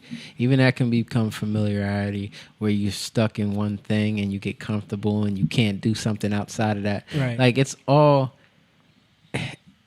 It doesn't matter, and like you can be the greatest bass player, guitar player your whole life, and you die depressed. Right. You know what I mean? Alone. Like. Right. But everybody's looking at you like, oh, he was amazing. Yeah. You know. Yeah. But for me, I think I appreciated the rhythm that came with it. Like, you know. Yeah. Yeah. And then like the singing part. That was amazing too, but I was just the musicians like watching that. I was like, wow, like that's really cool because I never saw that, you know. Mm-hmm. Yeah, yeah. There's definitely got to be purpose to it. I think. You know what I mean? Like, and that's the thing. Like, we started talking about this because we're talking about our clothes and the stuff we're wearing. You know what I mean? What's the purpose behind that stuff? Right. You know what I mean? But I started going to like small shows, and I went to a few concerts in arenas, and I was so far away I didn't hear anything, I couldn't see anything, and people are screaming, the people next to me are screaming, and they're having so much fun, and I just wasn't because I didn't get it. There's no connection. Yeah. And then I went to like World Cafe Live, and I'm like, this is awesome. Like there, that guy is right there. Right. You know. Right. So I started really appreciating like the local artists. So for me, it was within me. Like I don't want to see Beyonce and these other big people. I want to see this guy. Because to you, it's not about hype of celebrity. It's about the art of the band and the musicianship and like appreciating the music for what it is. That's the difference. Right. Most people won't pay $5 to see a great band. They want to see they'll pay $200 to see someone that's on TV every day because to them it's about the hype. Man, I remember one time Franco actually, there's a Venezuelan band called Los Amigos Invisibles, and they do like kind of like funk mixed with like Latin beats. And I went to see them live, and they put on such an amazing show. And let me tell you something. You know how much of a Jamiroquai fan I am? Yeah. They outdid them. Wow. These guys were so good. I mean, the in sync flow that they had, the connection that they have. When they were done, they were selling CDs. I bought all 10 albums. They brought me back. They were like, "You have to come back." Yeah. They were like, and it was such an awesome experience because I bought all. They had a table. I bought all of it. Yeah. You know, and so then now they want to hang with you. They're now like, they "Hey, want to come talk on." to you. They want to meet you, and you get a real experience with the band. And dude, I have all them CDs. They Right. signed, and they brought me back. I was hanging out there back with them, and it was cool because normally men don't treat other men like that. Right. You know, Well, but you could have the same experience if you bought all of Beyonce's CDs too, but then you would have to get the VIP backstage pass, which costs another $6,000, and then you can get a photo, maybe a photo in a meet and greet, right. You know. But it's the same. Yeah, sure. It's the same. You know? But I loved it, man. I was like, yo, from then on, I was like, okay, I have to go to, and we were going to these shows all the time, Dave and I, and we would, and I was like, this is what I like, you know. Right. I preferred that experience, you know. Yeah, and again, because you appreciate music different than other people do, differently. Right. Different. I went, for me, it was like when people would say to me, man, what are you listening to? I would love it. I'm like, that's right. You don't know nothing about this. Yeah. I just, I wanted to be different, right. You know, so. And they was like, put on some DMX, dog. What you listening to this? And I did appreciate that stuff too. Right. But I didn't connect to it, right. You know? Yeah. You know. What it was really for me was like finding out that like Rick James did. It wasn't Hammer who did You Can't Touch This. Yeah, it was Rick James. Yeah. So I'm like, you phony, like stuff like that. Like when I would find out that somebody did that before him, I was like, yeah, you know, Dr. Dre. Dr. Dre pretty much stole everything from they all do, but that's what hip hop started as. Like you can't say, like, I remember when we got the Fugees album, The Score, and we used to bump that nonstop in the house, and I remember John used to always say, all they did is steal this music from everyone else, like, because it was like Ready or Not is taken from who did that originally? I don't know, but Killing Me Softly is Roberta Flack. Roberta Flack, and Fuji La is Ooh La La La, Tina Marie. Tina Marie, yeah. Right. So, he was listening to it as, huh? Well, I can't hear you. Delphonics, yeah. Yeah, Delphonics. Yeah. That's right. Yeah.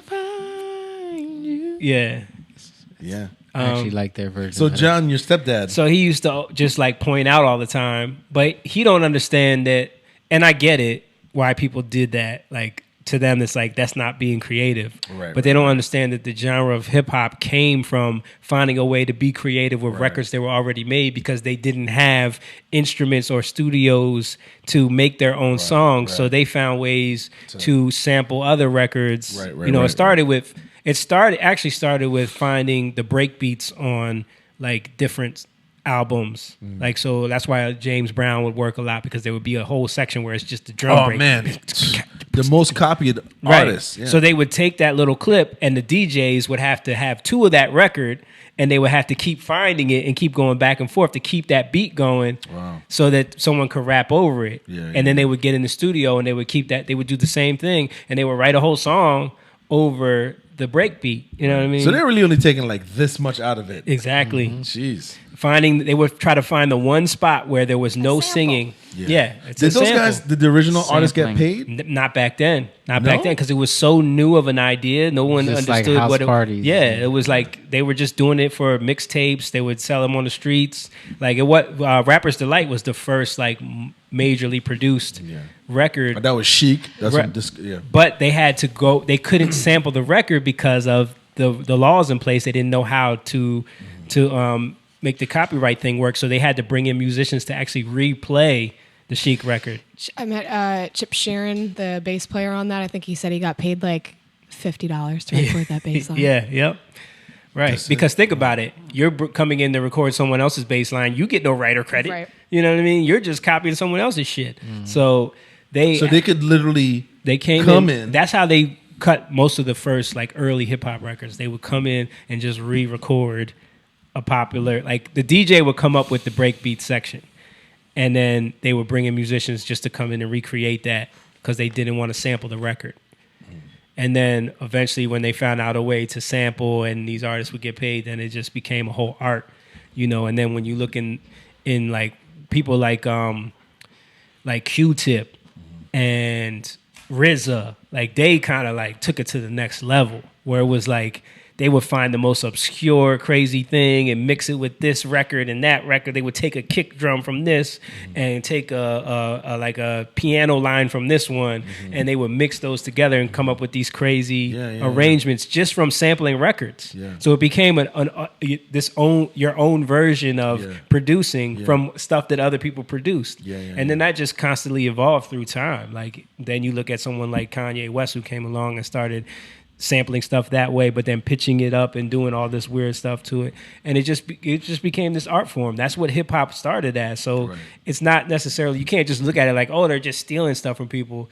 It was like, this is how the art form started. Wasn't lying, like your stepdad wasn't lying. He wasn't lying, but and I get why he's saying that, but he didn't understand where it came from. Until you wouldn't have. I'm sorry. That's how music is anyway. Yeah. Everything is stolen. Yeah, something comes from something else, or inspired from something else. Yeah. And the other part of it is you may not know the Roberta Flack, but you're being introduced. You would have because of your dad. Right. Think of the average kid that I don't know who Roberta Flack is. Right. I just know it from the Fuji song. But when I hear it, I'm like, that's where it's from. Right. You know, some people just don't put it together. Yeah, exactly. Yeah. Most stuff that we heard in raps, like we already knew. We already knew the songs. Right. Yeah. And then we would sing it and we're like, yeah. Oh, that I got. I know. Yeah, I would so do many it. people. When I first got my computer in 2012, I'd be telling Jamie, "Man, did you know they're stealing over here, brother?" Jamie looking at me like, I know, man. Yeah, he's learning. Yo, no, I think I told Jamie this. It's nothing have to do with sampling, but it was something that he's familiar with. Why you always lying? Why you always lying? That's kind of sampling though, because they took the beat and wrote a whole nother song over it, right? But he knows that, right? Right. Yeah. But that song is sampled from what song is that taken from? That's a sample from something else. Yeah. But anyway. Yeah. Anyways, so the real he knows it from the meme. Yeah. The real song comes on in the car. Nita told me this. You know. Yeah. What's the words? Ooh, when you're grinding, I get so excited. This song is the worst. Yeah, he goes to Nita. Nita. He's like, "Mommy, they stole the Why You Always Lying." He's like, "I'm on to this." Yeah. But I mean, for people that don't get it, I can see why it would be like. But people do that all the time. People do that with everything. Oh, you stole that from. It's like. Yeah. So? And music is weird because really everything to be created has already been created. So it's all piggybacking off each other. Mm-hmm. There's really no sound or nothing new. They said, I was looking at this thing. They said the last instrument that was invented was the steel drum. And that was in 1922. Right. So there's nothing. Besides these weird, obscure, like crazy. Yeah. The stringy. Yeah. Well, I mean, do you consider you mean like the last major? Because what about synthesizers? Oh, yeah, that's right.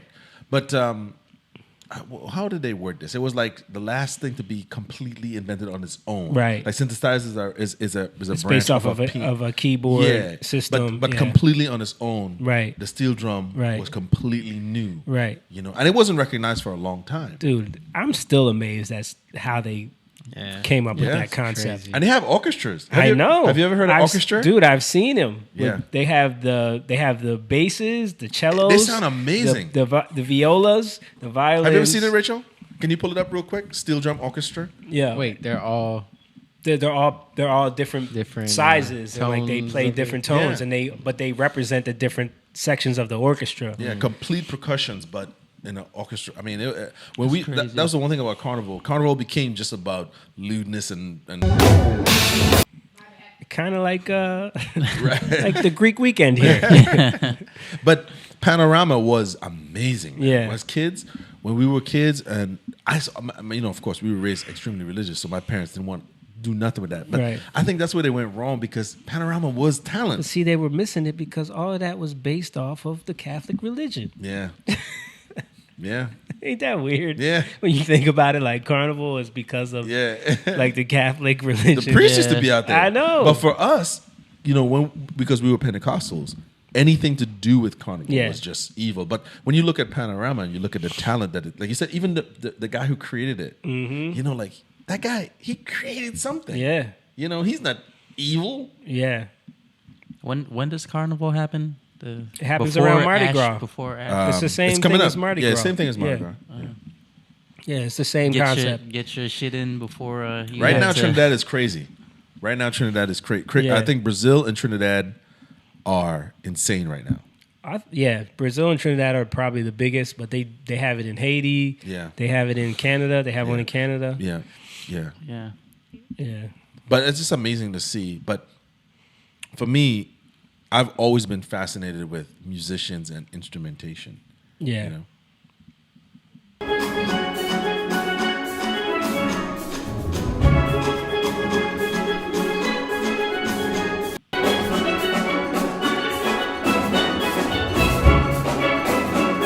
Is this Ed Sheeran? Ed Sheeran.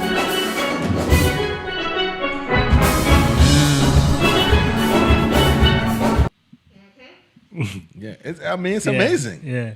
Wow. So they have like the leads that will play like the melody line, and then they have the bass ones that will do the bass line, and you know, they do How do the they chords. know how to like?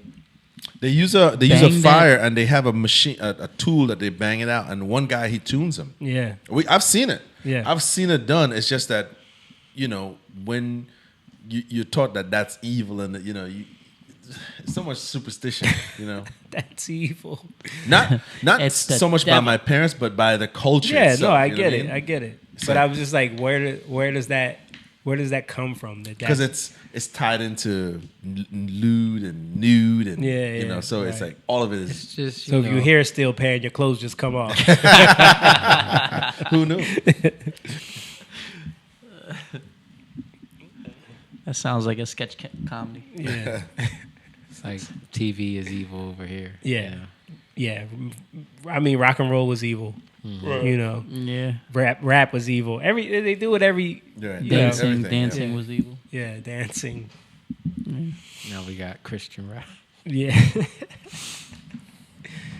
Yeah. Christian death metal.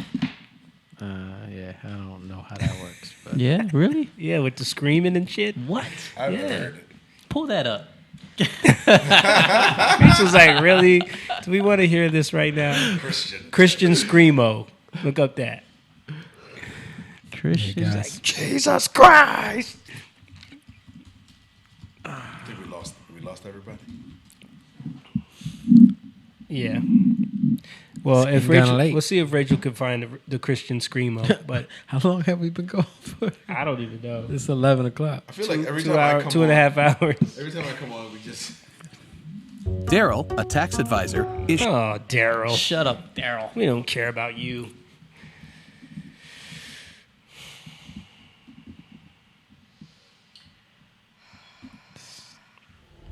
I'm scared. Metal Cross.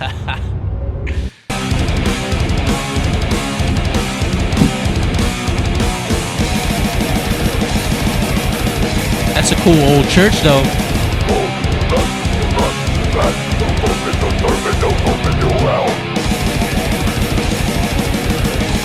What? Welcome to death. So the same as all other metal, basically. Yeah, like the I difference? know that you sound like an old head when you say I can't understand what they're saying, but I really couldn't understand what Yeah. that dude was saying. It sounded like a dog was barking. Yeah. Yo, Exactly. I was watching like that. They literally have to do vocal fry, Right. Like, for everything. That's how they That's how they get that project sound. their vocal fry. So they just And learn, do they it just for build that everything. up, and Yeah. they build up how to do a vocal. For those that don't know, that's a technique that you use in singing. Females use it a lot, like try to sound sexy. They mix it in with their voice. It's more of a scratchy kind of like growl. I can't do it because I'm sick right now, but maybe you can. Yeah, it's like But if you mix that in, That's what they do. girls do it a lot. It's like little vocal fries they throw in. So they basically work on it. And if you're a vocal coach, you teach that technique as like a warm up and stuff like that. So they work on that and You build it up learned so that that they crap? can scream it out like that. Yeah. Jeez. Wow. Well, ain't no different than Christian Lecrae and all these other Well, I mean, there's a little difference. That sounded evil to me. That imagery. Oh no, that's The bio here says this band, Metal Cross, brings new meaning to grindcore death metal. With their brutal sound, they proclaim salvation through Jesus Christ loud and clear. Not clear. I would give them loud, but Lyrics. the clear part they need to work on. The clear is not so clear to me. Well, you only listen to 5 seconds. And warn those who do not know Jesus of their impending demise in hell, which is what the song says. I like that old church, though. I like the church looked dope. That church Nice was church. dope. I mean, with them in it, it made it look scary. Yes. That would be a nice video. Yeah. So the lyrics were like a warning, like welcome to death, welcome to stress, welcome to torment, welcome to hell. Rinse and repeat. It just sounded like Timestamp that. All right, guys, we're going to leave it there with Welcome to Death. Jesus Christ, death metal. In the world. You can find anything on the internet, man. Yeah. Crazy. So if those who are still watching, God bless you. We love you. I think it's just us. No, there's a few people watching. We appreciate you guys. Make sure you, again, go to the Patreon. Hit us up on all the socials.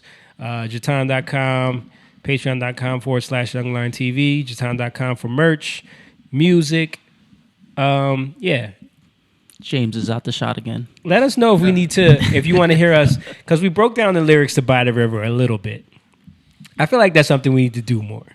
I think so. Yeah. We can talk to people about our lyrics and like what they mean. What it means, to them. So we'll do that a little bit more, hopefully. Maybe we'll do some posts about that too. Right. But I think you should pick a song and like explain that, because I didn't know that would that. You know, I mean, I've heard it plenty of times. Yeah. But I didn't know that. I didn't know that that's what you were referring to.